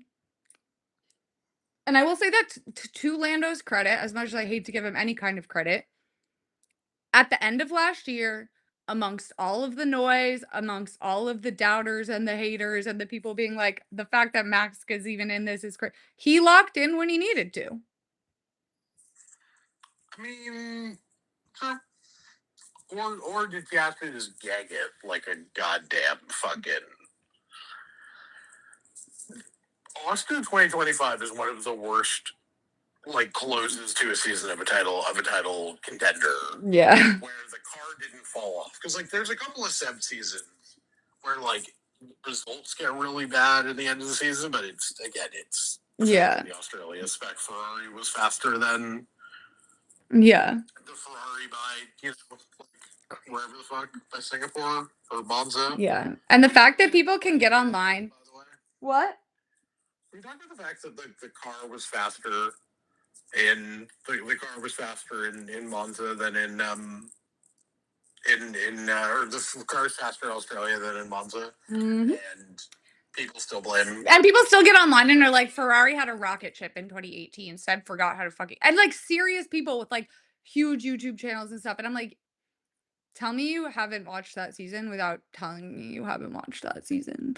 Everyone started watching in 2020 and it shows. I'm like, no hate, no shade. I love it. But it's like, what pisses me off, I'm not saying, oh my fucking God. Again, every time I'm on live, Hannah, she fucking calls. I love her. But I'm like, but my thing is like, you are like, okay, I'm not saying like, oh, the real fan, like whatever. Like, I think it's great that way more people are watching. I watched it as a kid, but like, I obviously got back into it. I wasn't like serious. But if you're going to be putting out opinions like that about a season, you should fucking watch the season. Oh, sorry. Am I back? Yeah, you're back now. Sorry. Thank you to everybody who. Sorry. I'm not going crazy. Sorry. It's fucking people fucking calling me. It's so annoying. But maybe to paraphrase Drake, they should stop calling you on your cell phone. Yeah. Was that fucking Hotline Bling? God, that was a horrible song. No, I love and adore and I'm happy that they're calling me, all the people that are calling me, but like for some reason, this like only happens when I'm on live or like trying to record a video or something. I'm like, please. But do you have a strong opinion about Max signing a 4-year deal? Like that felt a little surprising to me that he locked himself in for basically this entire reg cycle. yes, and well, I think I never thought, despite the yacht of it all, despite the McLaren rumors, I'm like, I just do not see Max going anywhere else. I thought maybe McLaren because of GP, but I feel like what this means, but like also these contracts mean nothing, and like I don't think he'll finish out his contract. Let me put it that way. Yeah, you just becoming like a contracts don't mean anything. Teresa. They don't. Your funniest bits. When was the last time a contract meant something? When was the last time someone, a team, wanted to get a driver out of a contract and like couldn't do it? George Russell, 2021. No, Claire Williams said there was a price and Toto Wolff didn't want to pay it. And I also suspect that Lewis wanted Valtteri around. Well, yeah, of course. Because he had a good relationship with him and he had just suffered immensely. But regardless, He didn't want somebody who might actually beat him to a I championship. also think Toto didn't want to pay the piper. You know what I mean? Because he was like, well, we have something that works. Like, why would I pay the $5 million buyout? You know? And Toto was like, "Oh no, we couldn't get him out of his car." Like, yeah, that's called lying. Like, Claire Williams literally said, like, "No, it was," and I don't remember the amount, but she said the amount. And to be fair, it was a lot of money. $5 million. Right, but I believe might have been 10. I think it was 5. yeah, so I'm like, there's always a price to get out of it. And also, if you just quit, like, what are they gonna do? What is Red Bull gonna sue Max for the remain? Like, they gain so much more by keeping Max on side. Like, Max can do whatever he wants, and for the most part, like, also, like, when it's not like the contract is a consideration when they go to fire stuff. Like, they're like, "Oh, well, we wanna fire him, but, like, his contract goes through next year." Like, when has that ever mattered? They mean nothing. I mean, maybe Rick. They had to pay out They had to pay out the money. Yeah, but they did it. These people have unlimited money. Driver contracts aren't part of the cost cap. I mean, maybe it would be a consideration for a smaller team. Like, I grant you that. But like McLaren, they're like, oh my God, he has to pay 20 bucks, which good for him. Like, I'm glad he got his bag.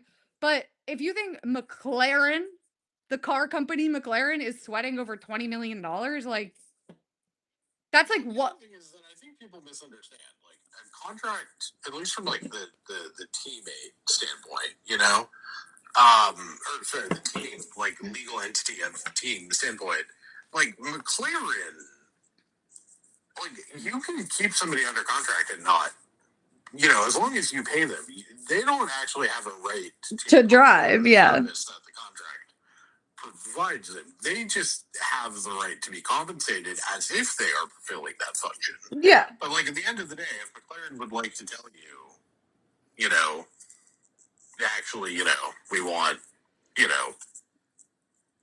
LeBron James driving at Coda this weekend, simply there is nothing any of these drivers can do. Right. And I would also argue that, like, with the implementation of the cost cap, this is like made it more the case because, first of all, this isn't really like, before this wasn't really like a profitable enterprise for the vast majority of them. And even the ones where, like, even the ones like Ferrari that were turning a profit, the amount of money that they're making is so minuscule in comparison to the amount of money that, like, Ferrari, the company Ferrari, makes, compared to, like, the amount of effort, time, energy this is primarily an advertising endeavor for them.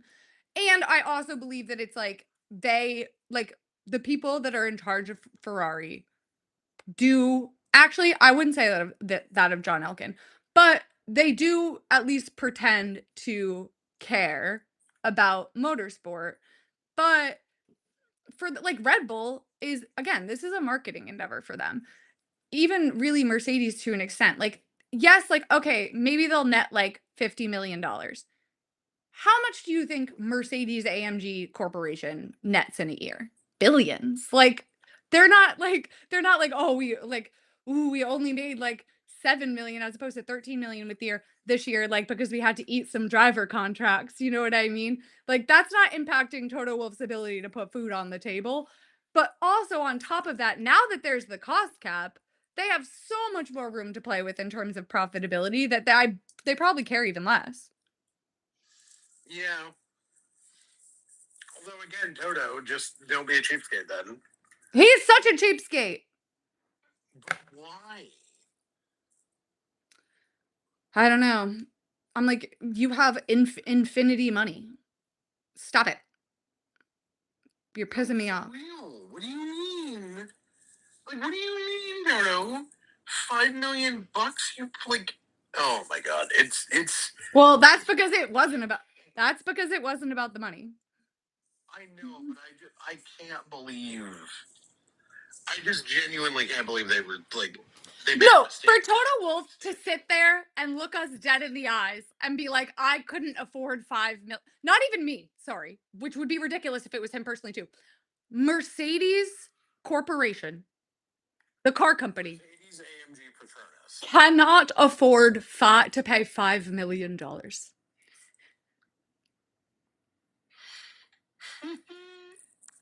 A Total Wolf probably has $5 million worth of like like watches in his apartment. You know what I mean? Like it's I'm like that's how I feel about like the Ferrari of it all. I'm like fucking go into your basement of pilfered treasures, pawn a fucking candlestick and get on with it. Why a fucking candlestick? The hell? I'm just being like, they probably because like all Are you in your Clue era? I'm not in my Clue era, but the You feeling like Professor Plum? no, I was always Miss Scarlet, obviously. Duh. I imagine thinking I remembered any other Clue characters. Ready? I bet I can do all of them. Lady Peacock, Professor Plum, Miss Scarlet, Colonel Mustard. Colonel Mustard. I don't remember any of the rest of them. Is there a Mr. Green? Mr. Green. Yeah, there is a Mr. Green. The I think there's a totally useful information. there's a way. Oh, we used to play Clue all the time because we had like the Clue 2 where it was like you were outside. That one was fun. Yeah, we couldn't play Risk or Monopoly as a family because of who I am as a person. So we did play a lot of Clue. We also couldn't play Scrabble because I was so much better at it than my brother that he refused. I'm sorry, what? You were too good at Scrabble? But I can't spell. But I could get like close, like I could figure it out. It took me a couple tries, but there's no penalty for spelling it wrong in Scrabble. They're just like, no, you can't do that. So I have to like figure out how to like. But no, I am. But what's so funny is now we'll do like the online like word games and stuff. Like there's one from the Atlantic where it's like spelling bee where you like have a bunch of letters and there's like one you have to use in all of them. And now he's so good at it. So we kind of like reversed positions on that. Are you still a wordler? No. I like Worldle. No, Global, sorry. Which is you guess so you like guess a country and then it's like, okay, like 2,000 miles away and you get like warmer or cooler and you guess that way. Yeah, that one I've seen. I have like one Wordle opinion that I have never really gotten to get off, so I'm getting off here. Go for it. If you are one of these people who are like, oh, I just use like a do every day, or I just use audio every day because like I need to get rid of the vowels as soon as possible. No, the point of Wordle is whimsy. You're not just trying to get a 4, you're trying to get it in 2. Change up your goddamn starting word. Unacceptable otherwise. Yeah, I never played Wordle, but I will say for Global, I do use the same starting country every time. Well, I used because that's the only way you're gonna get it in one. So I used Slovenia every time. Then it was Slovenia, so I changed to Slovakia because I want something like centrally located. Because my strategy is like, okay, if you start in Central Europe, there's like can be 5,000 miles away. There's a shitload of countries around there, so you're more likely to be closer.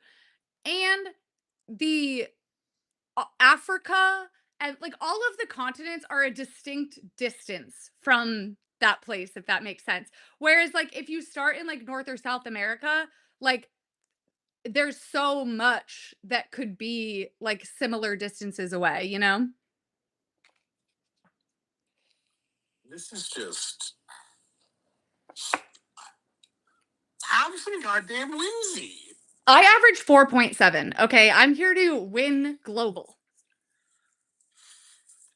Have some freaking whimsy.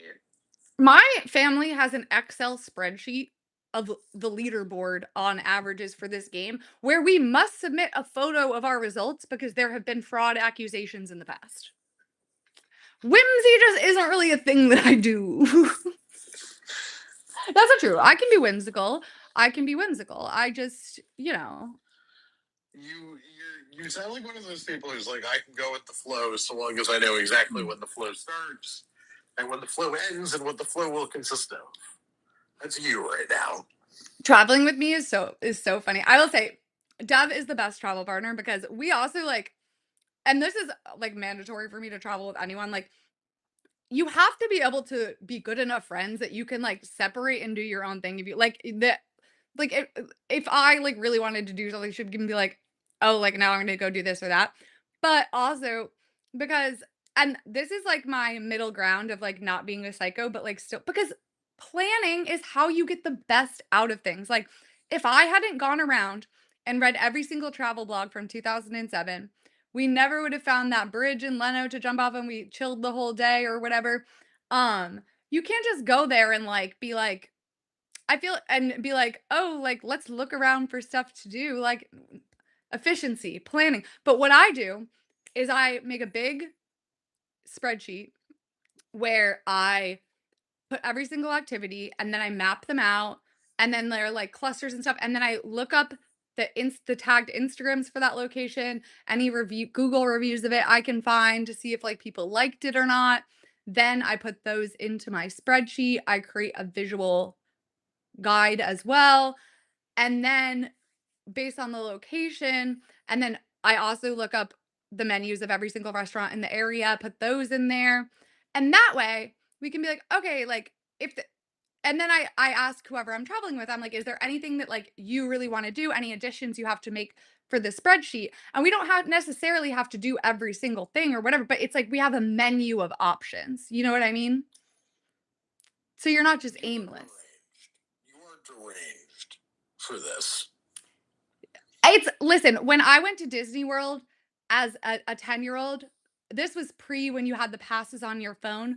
My mother put the United States Marines to fucking shame. She had us like she was like, "Okay, like we're gonna go left because everybody else goes right. Then we're gonna do this ride, and then we're gonna have your dad like run over here and get the fast pass tickets because that will be for noon, and then we will be on the teacup, so we'll be ready to jump right on." So it comes I was born into this lifestyle. If you ask me if I've ever had a relaxing vacation in my life. I don't think I have to. Yes. Yeah, no, it's yeah. We were doing road trips of revolution camping tours of Revolutionary War forts. You know what I mean? Like we weren't really a be a chill on the beach fam. I remember I went on vacation with my ex-boyfriend's family. By the third day, I was like, I mean, I love the beach.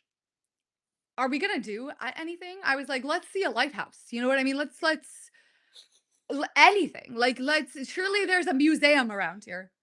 I need to say something that's really mean. However, if you're so goddamn well prepared for every trip, why did Silverstone go so badly? Because it was well, first of all, I was I I was fine. Like I lived, I survived. I was not You were crying on camera. because it was freezing cold. It was raining. It's July, mid-July, mind you. It's freezing cold, raining. I'm wearing my winter puffer jacket. I was and I camping in hindsight, camping out of a duffel bag, insane. And I just okay, here's the thing. I love camping. Camping is so fun and whimsical.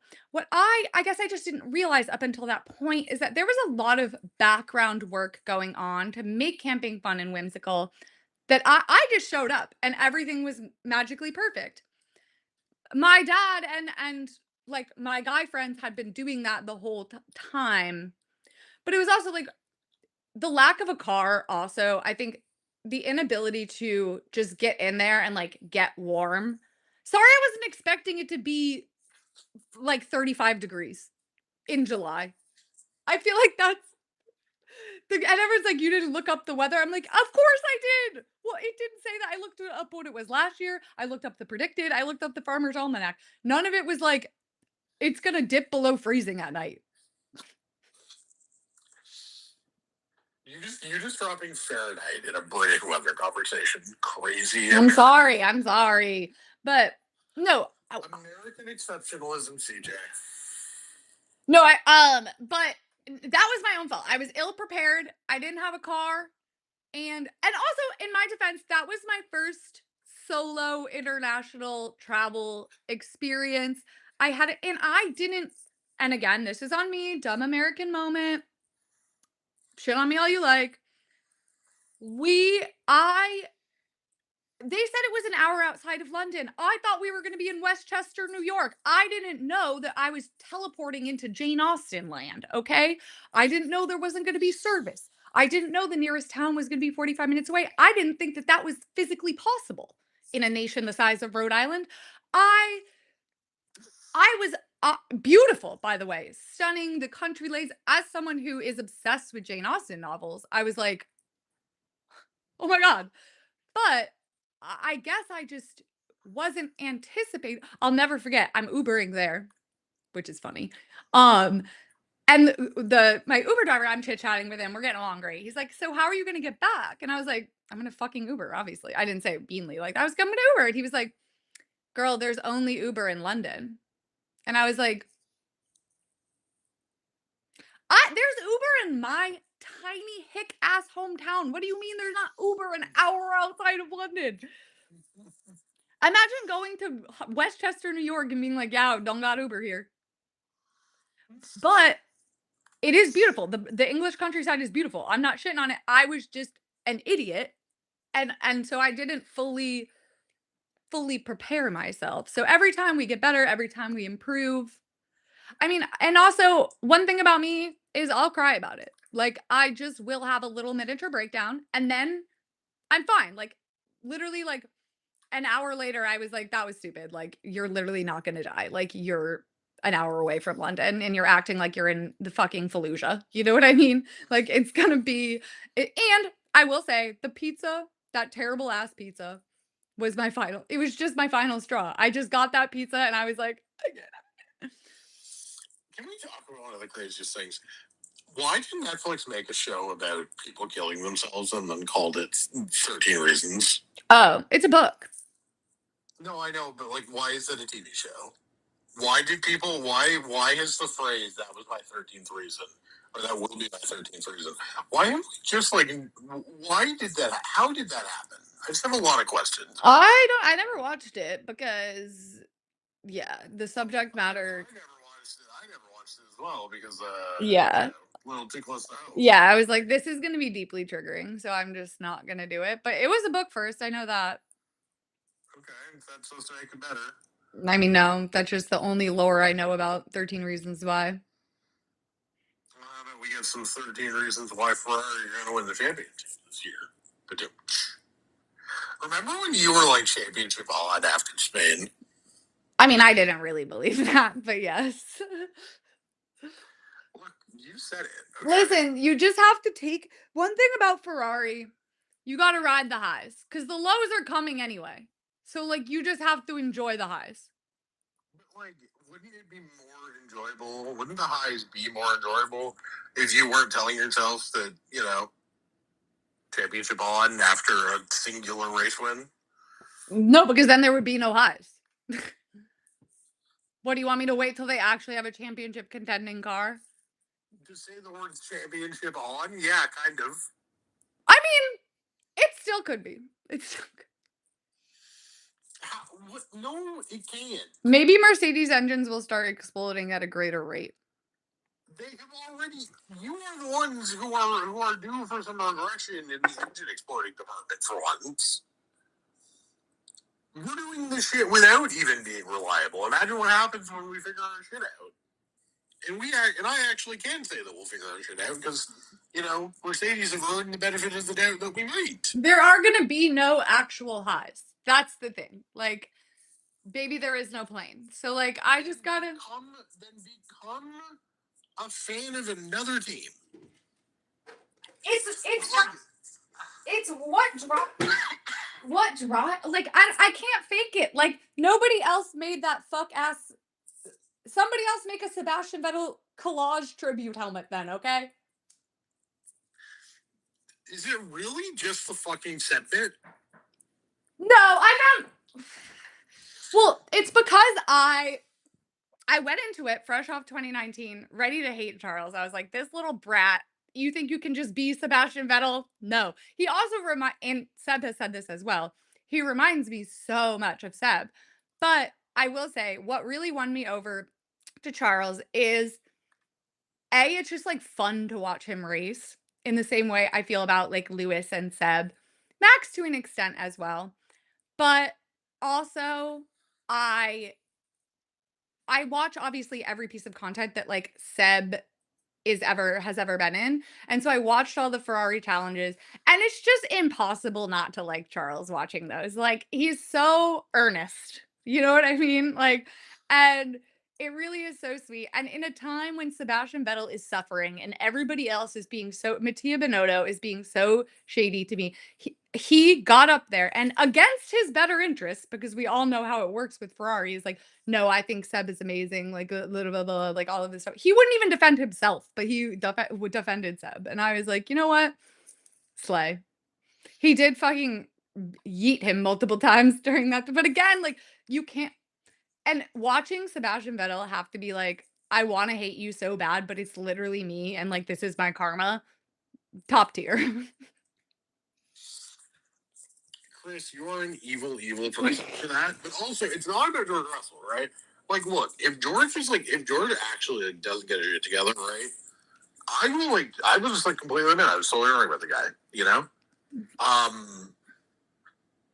don't think I think I'm obviously joking about Frontinelli, but like I am actually like straight up just championship on at this point. Like I think this has been so far a perfect weekend for her. And he has been, even pre-summer break, he was kind of getting his mojo back. George was kind of getting his mojo. No, Seb with Charles is the exact fulfillment of I hope you have a child that's exactly like you. Oh, but I think George is getting his mojo back a little bit. But I just can't fake. Listen, I don't know what it is. It's a Juan chooses the wizard moment. You know what I mean? Like I couldn't tell you why I will say there are some of the younger ones. There are a couple of contenders. There are a couple of contenders for a possible. We got distracted from this, and I think this kind of works. Bortoletto is the one because like I I don't know had if he's just he's so funny. A little personality, please. Yeah, I love Ollie, but and he's just sweet. But the thing is, that does seem to be genuinely Ollie's personality, and he is a little bit of a menace, like when he wants to be. And Bortoletto is hilarious. The thing is, all of Bortoletto actually gay, or is he just like Brazilian? I think Brazilian. Damn shame. No, I know. I want a gay driver too, and unfortunately, our number one contender is gonna send us to continue to go down a bad path. What would be funny, a hilarious bit by the Formula One gods, is just to have gay drivers, but it be people that like you and I both like hate diabolically, and so oh, just be like we want like that is ultimately hilarious that Ralph Schumacher was the first, well, not the first, but in the modern day. First in a the Lance Stroll coming out post is going to be my like 12th reason why. And as a Canadian too, a fellow Canadian. Like, oh my god, it would fucking. Oh my god, that would take me out. But no, it's gonna be like somebody like that, and it's like I'm not. This is like kind of my complaint with the RPF worlds in general. It's like stop shipping the best players together all of the time. Okay, sometimes it makes sense when you have like the fucking Edmonton Polycule fucking having the same wedding band. Connor and Leon having the same wedding band. Do you know how crazy that is? For two men to have the same wedding band as their wives are like very clearly in love with each other. They're like, both so crazy hot. people. But it's like I'm really sorry. Like we don't have to ship like every like line mate pair together. You know, we can like because here's the thing. It's not like the list of gay NFL. Like when we start finding out which of all these athletes ended up being gay, they're not all going to be the fucking stars. Okay. The reason I like George and Alex as an RPF ship is like not that I think that either of them is like that hot in terms of like on the if we did the hotness rankings, it's like because that one is at least compelling. Jack Villeneuve, don't even put that out there, Sonia. Please don't put that evil into this world. Are we just saying that all the F1 drivers from Canada are gay? You're right. I forgot he's Canadian too. No, I agree with you because to me, it's like I think that personally, what I look for in any fan fiction, really, but like particularly RPF, is like, or even like sports stories where it's like not necessarily a real person, but I'm like, to me, like, I need the dynamic to be interesting, right? And like outside of those two people as people, because like to me, I'm like, this isn't really, we don't know them as people. So like, we're gonna, you know what I mean? Like, but the dynamic and the setup and the context of the relationship can be very interesting. And I think it's a little bit of a crutch because I will say the F1 teammate relationship by default is an interesting dynamic, right? So I feel like people just kind of default to that. But I will say, like, that's why, like, where is my Toto Wolff and James Val? Like, cause like I'm like, that to me is like an interesting, well, it would be more interesting if they weren't flopping like a fish. But if William, The real problem is that Horner ended up being like an actually like capital B bad person. I know. Yeah. I know it kind of ruins, it also made, yeah, like it's also like because yeah, it makes it like now it's like less funny the him and Toto thing, you know? Oh yeah, no, all of that is just like completely ruined by the No, fact that he's like before I, a capital B bad person. right, before we knew that Christian Horner was like genuinely like harming the people around him, I was like ultimately like I fucking hate him, but he is like a great F1 character. You know what I mean? Yeah, and you could make like a great like 2021, but Horner and Toto are actually like actually fucking would be like the greatest fic of all time.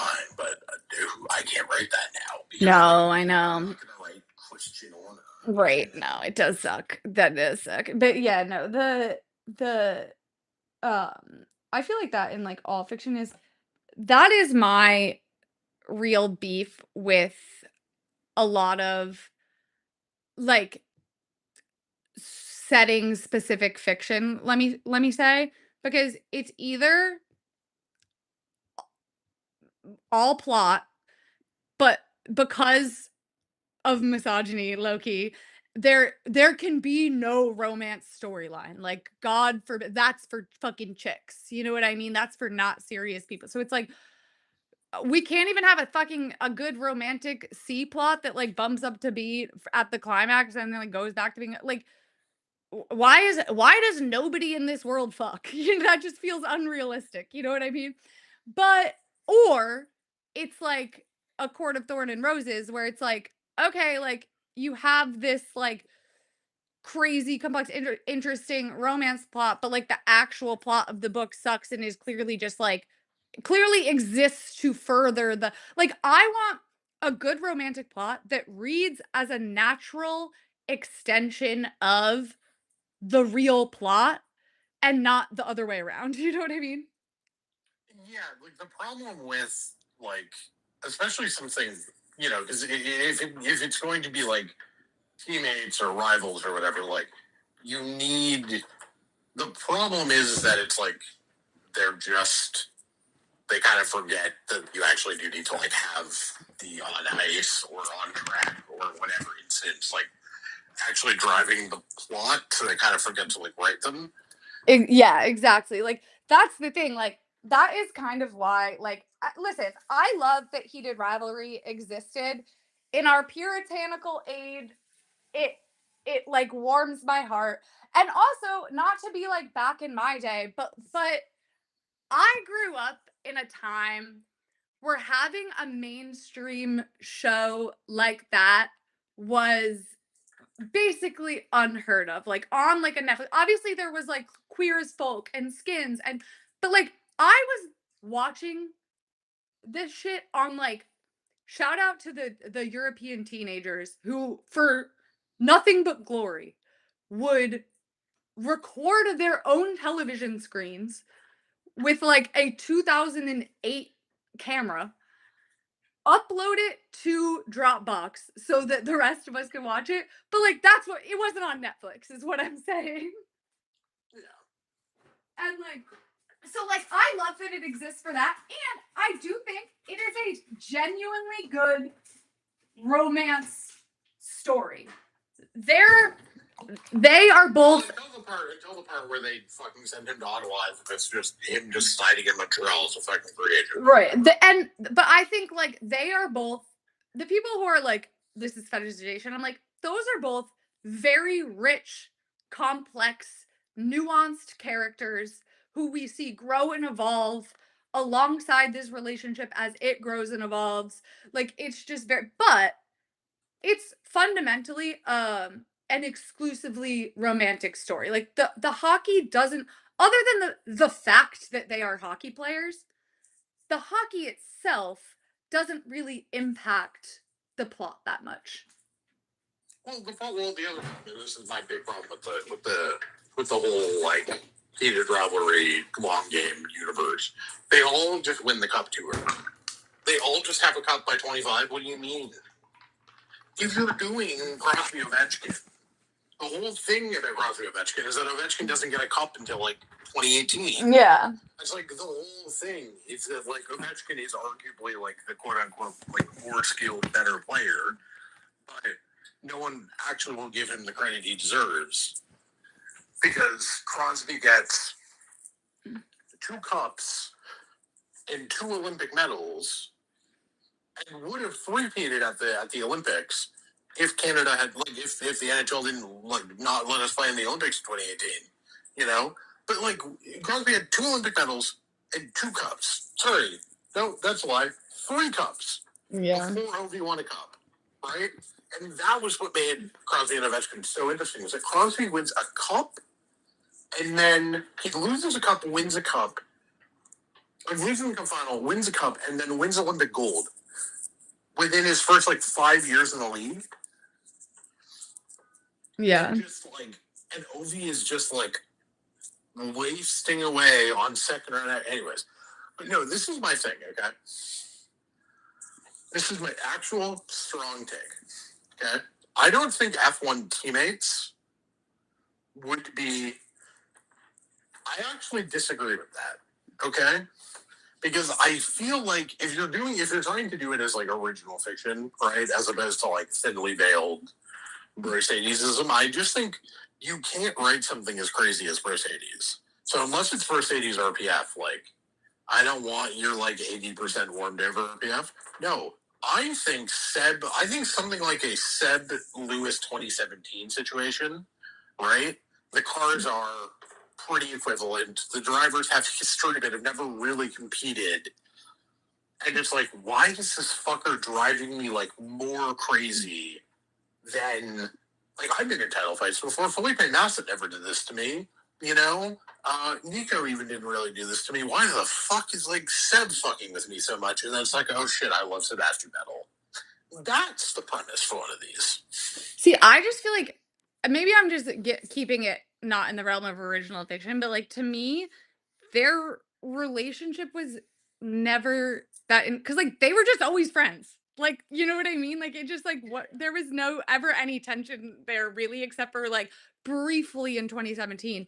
But the my thing, see, to me, the teammate dynamic that again, if you're gonna make it like original fiction, is I think the I actually think like a Pierre Esteban, Max Charles sort of situation where you have always been like rivals coming up, but then it's like also like this person has always been around, you know each other so well, or a young, but that I would say not teammates, but which I guess you could say like that it was also the case for Lewis and Seb as well. But again, I feel like they were just, I feel like they're both fundamentally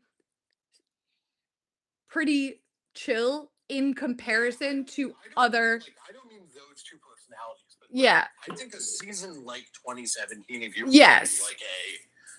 like a one season sort of like romance, I think that season is more compelling to me. I think a also a younger like a Seb Charles dynamic sort of like a Louis George dynamic where it's like you this you have like always like worshipped this person and like whatever like had a crush on them and stuff and they're like super stout like that like dynamic kind of like and you're like you usurp them or you don't usurp them or whatever but I'm like I need both in my but to be fair I've been trying to I haven't it's just the like and this is gonna trust tree.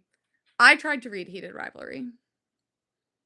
It is Oh, the writing so is an abomination. goddamn bad. It is Because well, so bad. the crazy thing is that like they actually gave like clearly she has good ideas in the sense that like the Ilya like storyline, Amazing. like right, and the sort of like family alienation and the sort of like and the way that my understanding of what's coming in the next season, like I think there are weirdly good ideas in what is apparently one of the worst written books of that many people I respect have ever read. The Long Game is apparently a fucking atrocity.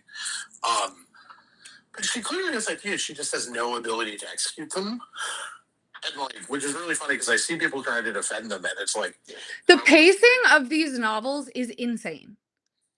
well, right, and I think that's like emblematic of just like she has no ability to execute on what are actually like pretty interesting ideas, and like because I'll see people like trying to like talk about the Long Game on TikTok, and I will read the comments and I go, you have spent more, and the first like 10 comments will be a version of you have spent more time thinking about this book than Rachel Reed did when she was writing it, Right. and Yeah. that's not a compliment, like, but it's just like. And I think that is like the fundamental problem with them. But like I just think And here's the thing, my beef with I love a good rom-com, okay? And the book version of a rom-com, I have no beef with either. Like you're talking to a seasoned fanfic reader. Like I am more than happy to read the same book in a different flavor over and over and over again. But the problem with a lot of the modern rom-coms is number 1, and you know I'm anti-puritanical, the sex scenes are just insane. Like it's like I can tell you wrote this just to write the sex scene. Like, and there's it. I love a good sex scene. It's not like it's not earned. You know what I mean? Like I have to be. It has to be like the tension and the but, and it doesn't need to be 10 pages. Nobody's paying that much attention when they're having sex. Like it's so detailed in a way that wouldn't even like it's just it's almost medical, you know what I mean? I'm like, this isn't it, it's sterile is the word I use. yes, and Taking all of the apparently whimsy is the word of the line. Take all the whimsy out of but also, my beef is that don't get me wrong, I know what a romance book the genre is, like, I know that they're gonna end up happily ever after, but when they get together and they, like when there's never really any real stakes or tension or whatever, and it's like they get together and then it's like they're like, "Oh, okay, we, like, get in, like, an argument or whatever." I'm like, "No, like, this has it. to." They get together when there's still 80 pages in the book, and you know they're gonna have to do some dumb shit to like try and faint you out of that Right. ever after. And that's why I'm like, the plot here still is important because even if these are both, like, interesting, compelling people, and I'm invested in their love story, if there's no like, I think that's actually one thing Heated Rivalry did really well, like, despite the fact that they were fucking the whole time, there's this tension, there's this will they, won't they, there's these curveball and you can understand the miscommunication because they're both kind of trying to do that thing where you, like, hedge your bets and, like, you're like, neither of them wanna be the first one to be vulnerable. It feels very organic and realistic the way that it unfolds, but when you're just 2 straight young working professionals in New York City and there's like really, you know what I mean? Like it just doesn't, like you have to build in plot reasons for there to be like this kind of tension there, right? Yeah. Like you need to work a different law firm, but you need to be on the other side of a case. And that's Think what, that you can right. handle it, and then don't, and then realize, oh my god, how are we letting fucking J.P. Morgan get in the middle of us? And then or yeah, exactly. And it's like that's why I also feel like like Ilya's story is so masterful because it's like not only is it super interesting and gives him depth, but it also again, like it just and it's the same thing with Shane's backstory. Like they do a good job of like indicating to us like why they're behaving like you know what I mean? It just like it can be done, but there's a lot of unfortunately there's a lot of slop out there. Well, yeah, because at the end of the day, like a lot of this was just like because here's the thing, right? People treat. Unfortunately, the fact that none of these books are written well means that people don't have to write them well. They just have to be, they just have to have a couple of great scenes that everyone will want to read, and then that will get people to fucking buy them. Because if book talk is like, no, you don't understand. This scene is so spicy, right? They like it's very much like I don't know if you've ever like tried to like write backwards from a scene. Like write backwards from an ending and like kind of fill in. I did that with one of my projects, and it's so fucking hard when you like because I wrote the final chapter and then I had like 4 or 5 chapters to fill in, and I had to like land the plane. It's so fucking hard to do. Yeah, I actually how a lot of these books are written, which is like they just write the like 5 main sex scenes. And then they just like they were at the intro, they were at the sex scenes, they were at the conclusion, and then everything else is just like how do we get these people back to a place where they are having like crazy sex? And it's like, well, no shit. The plot feels like secondary because it is secondary. Yeah. Because you don't. I will say I don't like, feel that way. first. I don't feel that way about Heated Rivalry. Like I feel like the plot and the romantic plot is so well done, well paced. Like I love how like fully formed they both feel. My beef is that the hockey doesn't inform that at all, but that's just because I'm a dork. This is the problem: is that like it's not. It would be so easy to make it better, Like here's the actual thing, okay? Here's the actual quote unquote heated rivalry that you can do. I want ballerinas. I want 2 ballerinas. Oh, for sure. No, I was even just saying, like in hockey. Here's what you do, okay? Yeah.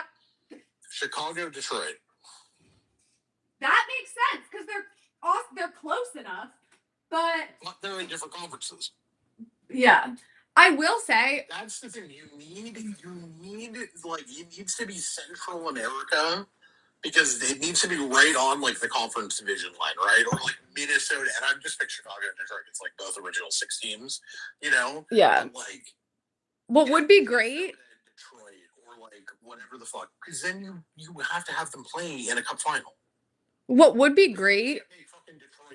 Yeah. Is 2 soccer players that were on like big time rival club teams but played on the same national team because that's kind of the no. So what you want is Gary Neville ex Jamie Carragher. Sure. I don't know who those people are, but yeah. I can send you multiple Neville Carragher compilations. Okay. Oh yeah, the commentators. Okay. Yes. I'm not convinced those. I'm not totally convinced those are different people, if I'm honest. No, Neville and Carragher are great. They're fantastic. They are just producing just new variants of the same men, which is to say, like men who like fought each other deeply and then retire and start doing podcasts together. You've got George Osborne and Ed Balls. You've got Carragher and Neville. Like, what do you mean? The George Osborne, Ed Balls, Alistair Campbell, Rory Stewart parallel is so funny, and because every like, with both of them, I'm just like, elephant meme that says "address me," but the, um I also would like to say I read Jonathan Powell's book, The New Machiavelli, where he doesn't cite his translation of Machiavelli. So I guess I'm assuming he translated it from the original medieval Italian himself. Um, the uh this whole book, this entire book is just him being like, I fucking hate Gordon Brown. And what's so funny is that Cherie Blair's book is just being like, I fucking hate Alistair Campbell. And I'm like, because I read Alistair Campbell's diaries and I was like, whoa, like, I think it's kind of, I'm like, you're going to say all that about Tony Blair's life? Then I read her book and I was like, oh, yeah, this beef is already public. No, but like, yeah, no, what you want if it was like a soccer one would just be like, and I think that actually could work in soccer. This is sort of like the club, like the club rival. And the problem, arguably, the problem is it would need to be set 20 years ago because now everyone is they've come up through the youth camps like together too much, and now like everyone are buddy buddy. You know, there's no like proper hatred. Like the Liverpool young guys don't hate the fucking. You gotta go I feel like Barcelona Madrid is serious. I feel like there's geopolitical implications there. Yeah, the real problem is that Madrid hasn't actually like created a Spanish star in a while. Yeah. But I will say, because that's the problem with team sports is like the lack of forced proximity. Like that's what would make like F1 or a ballet one a little bit different because it's like you are like traveling around the world together all the time, you know? Yeah, I mean tennis. I Tennis. but the problem with tennis is just like I don't know how do I say this politely.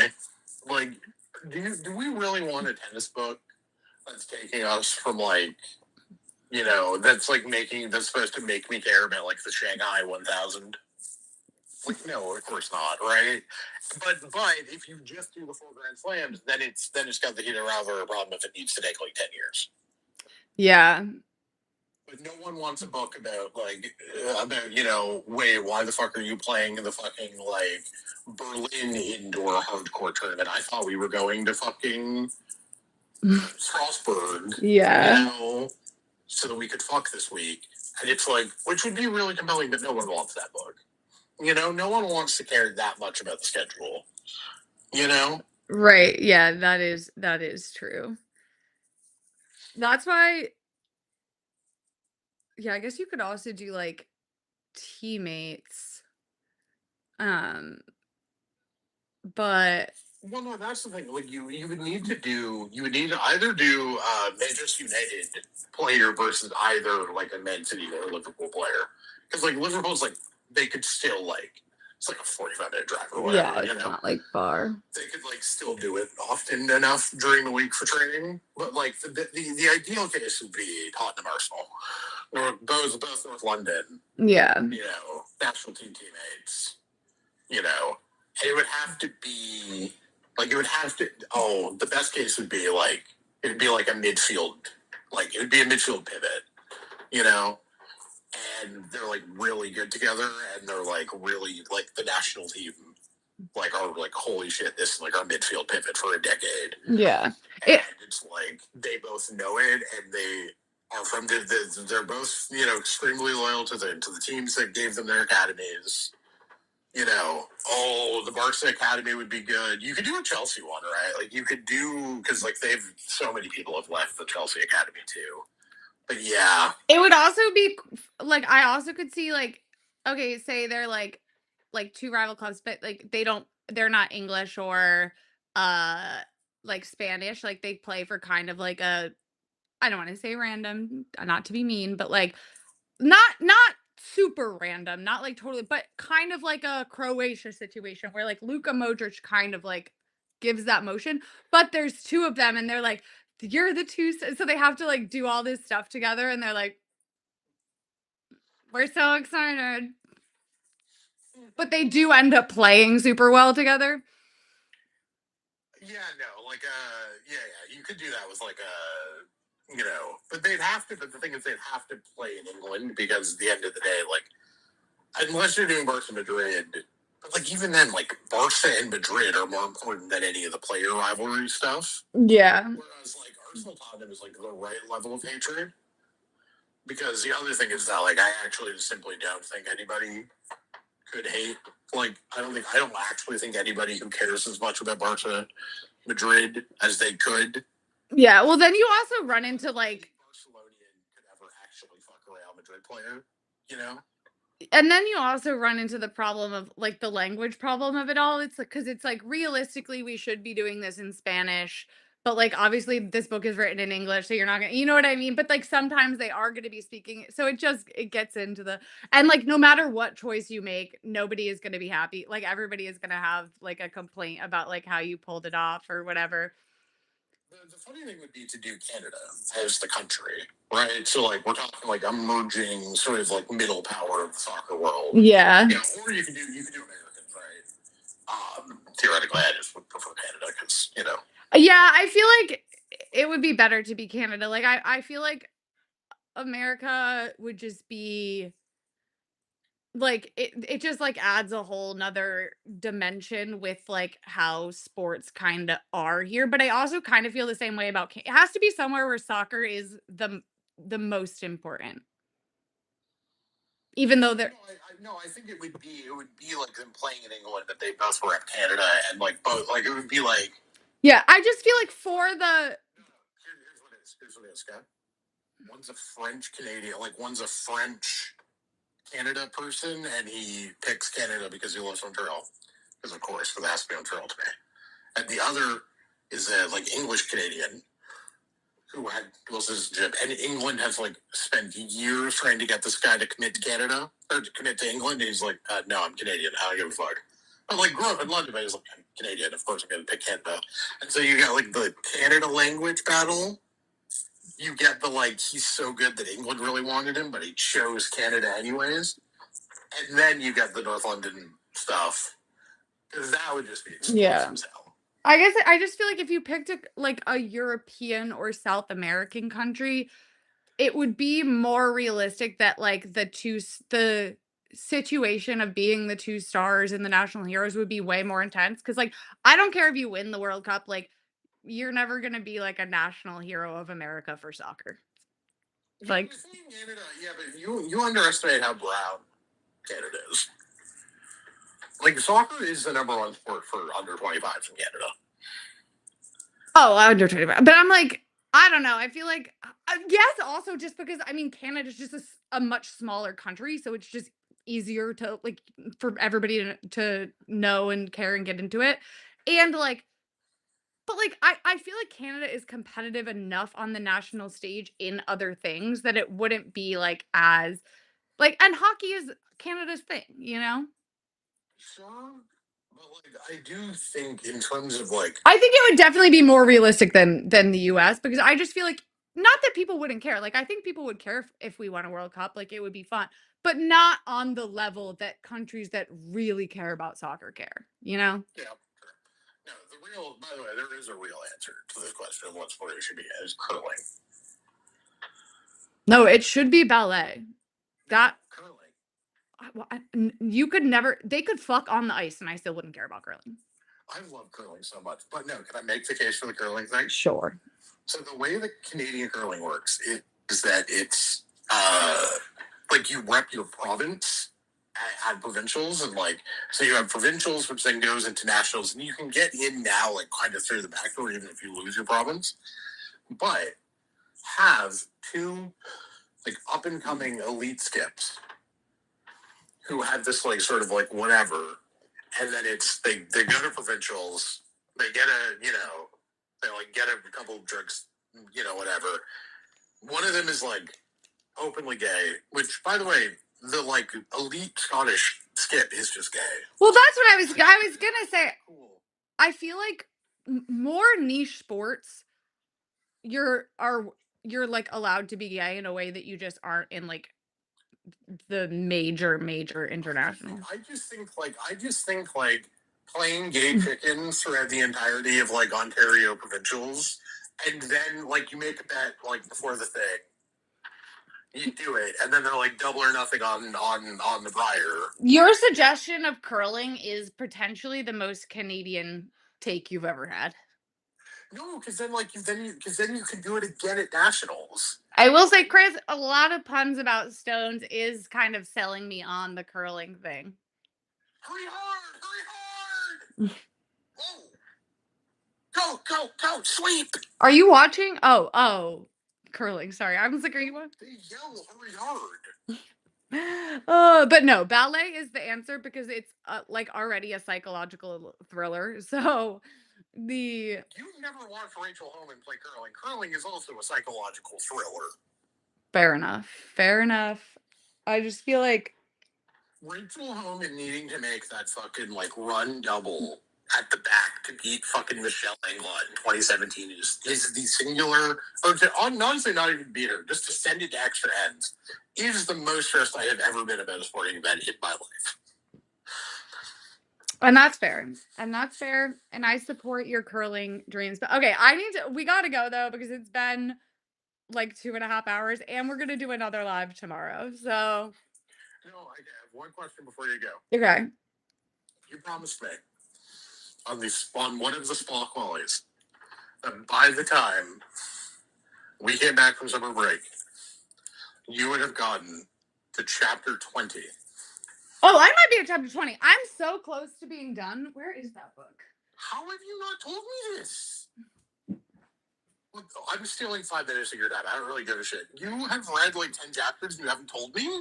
Yeah, I've been working. Well, I wanted to finish. I'm so close to being done. What's the last thing that's happened? I'm on chapter 20. Oh, wait, hang on. They're going on. We did the whole rape storyline. I think I'm in chapter 24, but I might be in yeah, no, I'm chapter 25. Oh, nice. So his father's dead then? Yes, his father is dead. R.I.P. R.I.P. to a real one there. And by real one, I do mean like a massive asshole. That was fun to write that scene though. By the way, real Mexican place. That is a real Mexican place where they get dinner in Ottawa. We met Andy Burnham. Were you able to ID that he was fake Andy, like that he was very blatantly Andy Burnham? I only knew because you told me, but I mean, I would have now but like before Andy Burnham became prime minister, I obviously didn't know sorry, I'm not keeping up with like who the mayor of Manchester is, no offense. Like a cabinet minister under Gordon. You know, it's not like he was a nobody. No, I'm not saying that, but I'm just like, listen, I know like top line British politics, but I'm not like I'm not into the also like unfortunately and I'm not the same is true of our Congress. Still not convinced that John Ossoff and Beto O'Rourke are different people. But There's a knife in my heart. What are you going to say next? That you agree with Jasmine Crockett?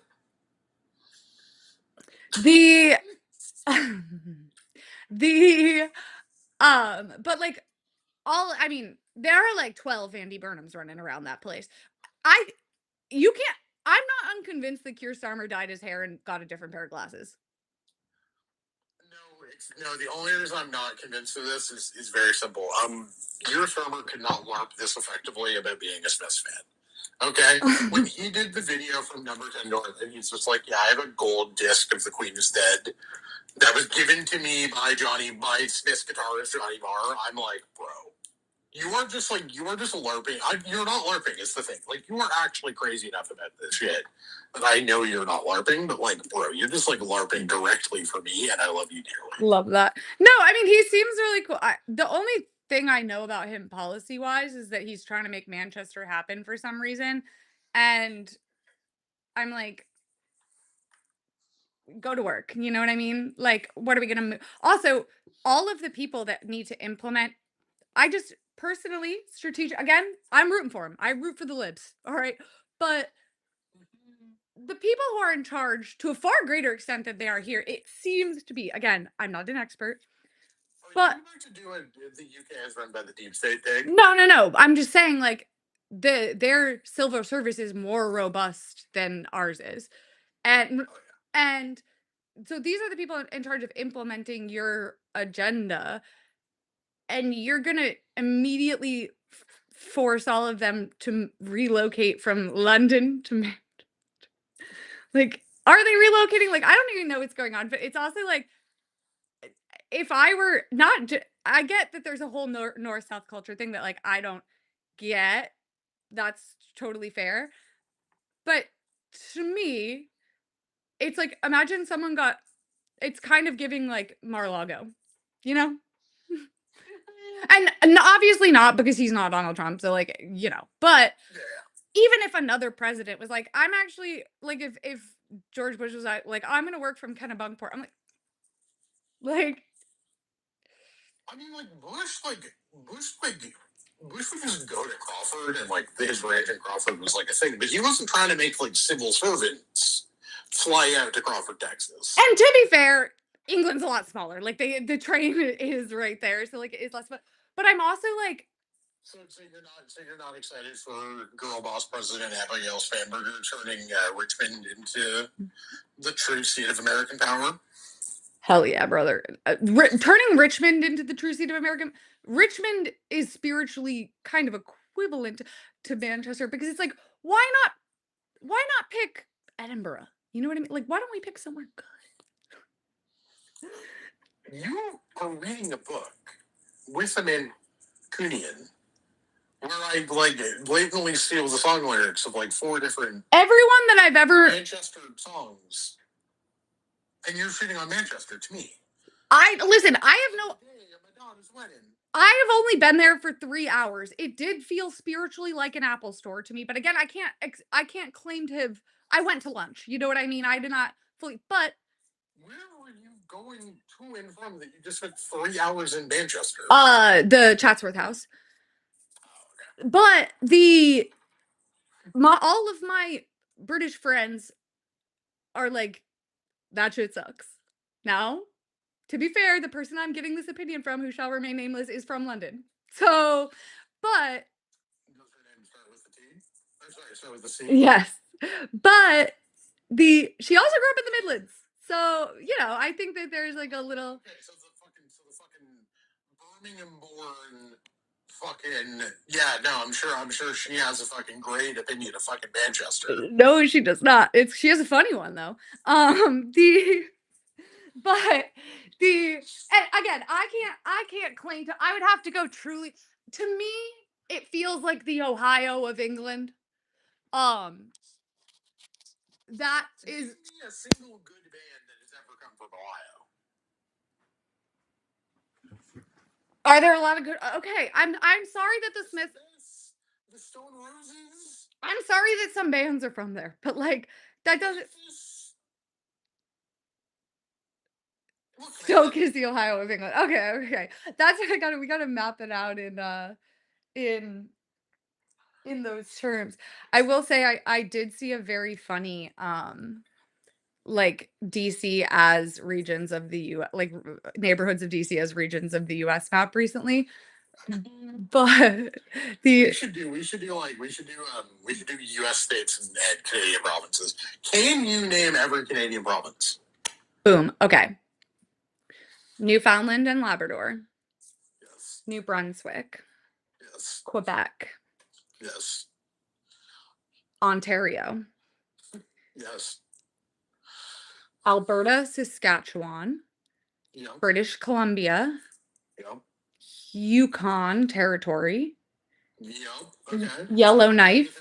Yellowknife? Yellowknife is a city. I'm missing a territory. You're missing 2 territories and 3 provinces. 3 more provinces?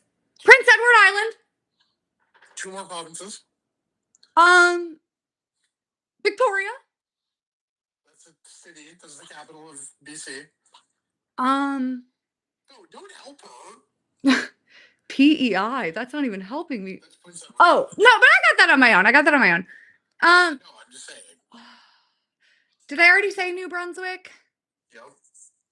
You need one more. You need one more Atlantic province, and then you need the one between Ontario and Saskatchewan. Halifax. That's the city in Fuck. the province that you need at east. Oof. Oh, boo-hoo. I can't name them all off the top of my head. Like, sorry. I know most of them. I can do all 50 goddamn fucking states. Well, you have autism, so You don't? I couldn't name all 50. Oh, I can sing the song. I know the song. But if like yeah, I can't remember. I know it's not like I'm unaware of them, but yeah, I would probably forget. I did Alberta. I did name Alberta. Yeah. Wait, no, I'm missing. I know the other territory. Let me think. Let me think. Let me Two more territories. two. Yes. There's one. Is there Whitefish? I'm just naming cities now. Whitehorse is the capital of Yukon. Okay, I give up. Also a I got Canadian indie band. I got Newfoundland and Labrador. Okay, what am I missing? What am I missing? Nova Scotia. Fuck! And this is what I'm talking about. You think I've never heard of Nova Scotia? I'm just an idiot. Anyway. Manitoba. Oh God. Whose premier got arrested for throwing his girlfriend against a wall in college. Sick. And somehow we'll still talk about that. That's somehow better than the fact that the premier of Saskatchewan killed somebody drunk driving. A fact we also don't talk about in this country. Sick. And then you missed the Northwest Territories. Northwest Territories, goddamn. And then you missed the other territory that split off from the Northwest Territories called Nunavut. Nunavut. Okay. Okay. In my defense, I got most of them, and also I'm just an airhead. Like I would not have gotten the Northwest Territories or Nunavut, but the rest of them, I'm just a space cadet. Do you? Okay, let's see if your knowledge of American territories is good. Who won? What is the only place that Tulsi Gabbard got a delegate in the 2020 primary? Also, this primary was won by Mike Bloomberg. Okay, let me think. Won by Mike Bloomberg. Yeah. And Tulsi Gabbard. What fuck ass state? Who's the territory?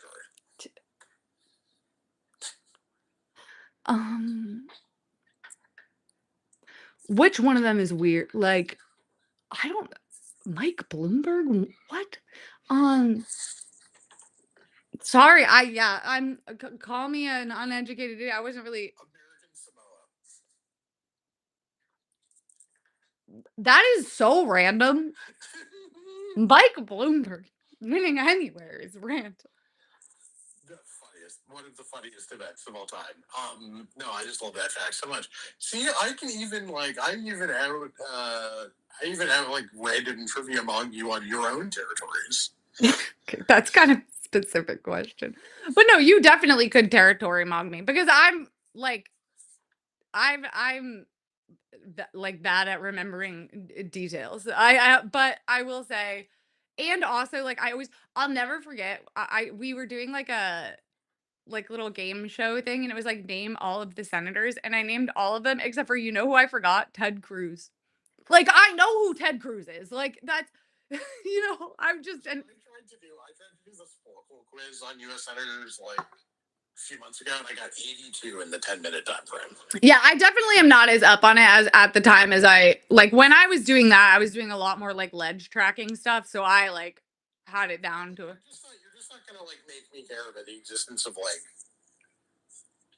Todd Young. Who the fuck is the governor of Indiana? Because it used to be a senator, and I don't remember which of the senators left, and I don't know who replaced him. It's what's that motherfucker's name? I can see him. From the state of Indiana, No, right? Yeah, Todd Young is/was a senator. Right, this is the problem, is that there's like 30 people and they've just been doing a fucking job swap. No, they have. Pence's brother is still in Congress for some shit. No. So great. But I'm pretty sure Todd Young is still senator because I know Jim Banks is the other one, but I can't think of another senator, so I think it's still Todd Young. So yeah, he can't be the governor. Sure, but Jim Banks doesn't exist. He's just a person. What do you mean? Yeah. Mike Crapo is the person? Yeah, allegedly. Jim Rich exists. Found that one out when there were 4 fucking Idaho polls this like last week. Yeah, yeah, he's just like generic man number 4, really. Kevin Kramer. Yeah. Flying into an interview about how the filibuster is good. That was the first time I've ever had an opinion about Kevin Kramer. I was doing oh my god. So you do not To be a senator from a deep blue or a deep red state. The funniest part of the Dan Sullivan thing is that the mayor of Anchorage is also named Dan Sullivan. How many Dan Sullivans? 3 Dan Sullivans in Alaska. That's the funniest thing in the world. And give me more Dan Sullivans. But no, the absolute like, yeah, no, there are some truly NPC senators, but to be a senator from a deep blue or a deep red state, gotta be the best gig on earth. No one's ever asking for your quote on it. You can literally just do nothing. So like legitimately, I was trying to do this. So you are not allowed to respond to what I am saying, not because you can't, but like not because I am stopping you, but because I don't want you to get you in trouble. But Patrick Ruffini is going around with this like, well, actually, the polls in the summertime are like biased against Democrats, biased towards Democrats. Like actually, Republicans are fine, shtick. And I just started like screaming in a voice note at a buddy of mine about how this is like retarded and making me so mad. Hey, don't say retarded. Sorry. It's okay. Continue. Mentally, whatever the fuck. Stupid. Yeah, stupid. And so I'm just like drunk at like 11:30 in the morning because I had to start drinking for this to like go through this argument. And I'm like, yeah, no, the reason that the polls in 2024 were like Democratic Senate candidates were overperformed is because who the fuck were any of these fucking people? And I was like, no one knew in July of 2024, no one knew who the fuck. And I legit paused for like 7 seconds because I cannot think of the name of Mike Rogers, Eric Hovde, Dave McCormick, or like Tim Sheehy, right? Because they are all just Janela person to me. And it's like, yeah, no one knew who the fuck they were. So obviously when Tammy Baldwin was up, or Bernie fucking Moreno, right? Obviously when Sherrod Brown was up 47-41 on Bernie Moreno, it wasn't because the Democrats were going to win Ohio by 6. Yeah. It legit took me like 20 seconds to remember Eric Hovde's name, and he was a major party nominee of a swing state who came within a point of winning 2 years ago. And I could not remember. Well, the incumbent, the summer poll will always favor the incumbent because the name ID gap is going to go down. Correct. And so in a cycle where Democrats are the ones playing defense in the Senate, right, aka 2024 and 2018, obviously do you know the name of the guy who ran against Joe Manchin in 2018? I don't. Came within 3 points. Alex Morrissey? That's not Pat Morrissey? Does that sound... No, Pat Morrissey is like, isn't he a technical person in F1? I was going to say a football commentator. No, that's Pat McAfee. That's who I was thinking of. This is my point, right? I cover politics kind of for my living. And I don't know who any of these people... Do you remember who lost to Tester in 18? Wait. Come on. I don't know who this is, so I won't be able to tell you if you're right. No, I can't. I should know that. That's bad that I don't remember that. I don't even remember which Indiana senator it was that beat Joe Donnelly. I think Todd Young. Maybe. Sounds great. I'll never fucking know. I'll never know that information, right? And then, like, in 22, obviously, the polls were just biased because, like, the Dobbs thing happened. And so, obviously, Democrats had a fucking sugar high for, like, a month. But, like, it was just so angry but it legit took me, like, 20 seconds to remember Eric Hovde's name. And again, this man... I could not remember Dave McCormick's name. And Dave McCormick is a current U.S. Remember? Okay, wait. Who is the porn guys? South Carolina, maybe North Carolina, one of the Carolinas. Madison Cawthorn? No, the guy who... That was the cousin incest guy. Yeah, and the Eagle's Nest guy. Also, no, the nudeafrica.com. Mark Robinson. Yes, he was like, I want a slave. Concerning. No, it was that black people. No, it's that he thinks that black people still should be slaves. Yeah, there were a lot of takes in the comment section of a porn website. That's the craziest part. And the reason CNN caught him was through his Pinterest account, which is also low key the funniest part of the story. And also, it linked back to his email. Bro's using the same email as Lieutenant Governor of North Carolina as he was on nudeafrica.com. I mean, you know what? Your country is funny. That's all I'm really, I think, legally allowed to say to you in the context of this. Well, the storm clouds gather, girl. I don't think we need to clip anything this week. No, we should be good. Wait till tomorrow till we get too confident on that, but oh my god. Hang on. Sorry, because it was gonna Wait until George wins and I'm shit faced at 10:30. hell yeah. All right. I do have to go though because it's 2:30. I gotta be a person today and we're gonna do another live tomorrow. So I I'm also disappointed Count Bin Face didn't pull it off. But see you guys, Awesome. see you guys tomorrow. See ya. And live and then end. Bye.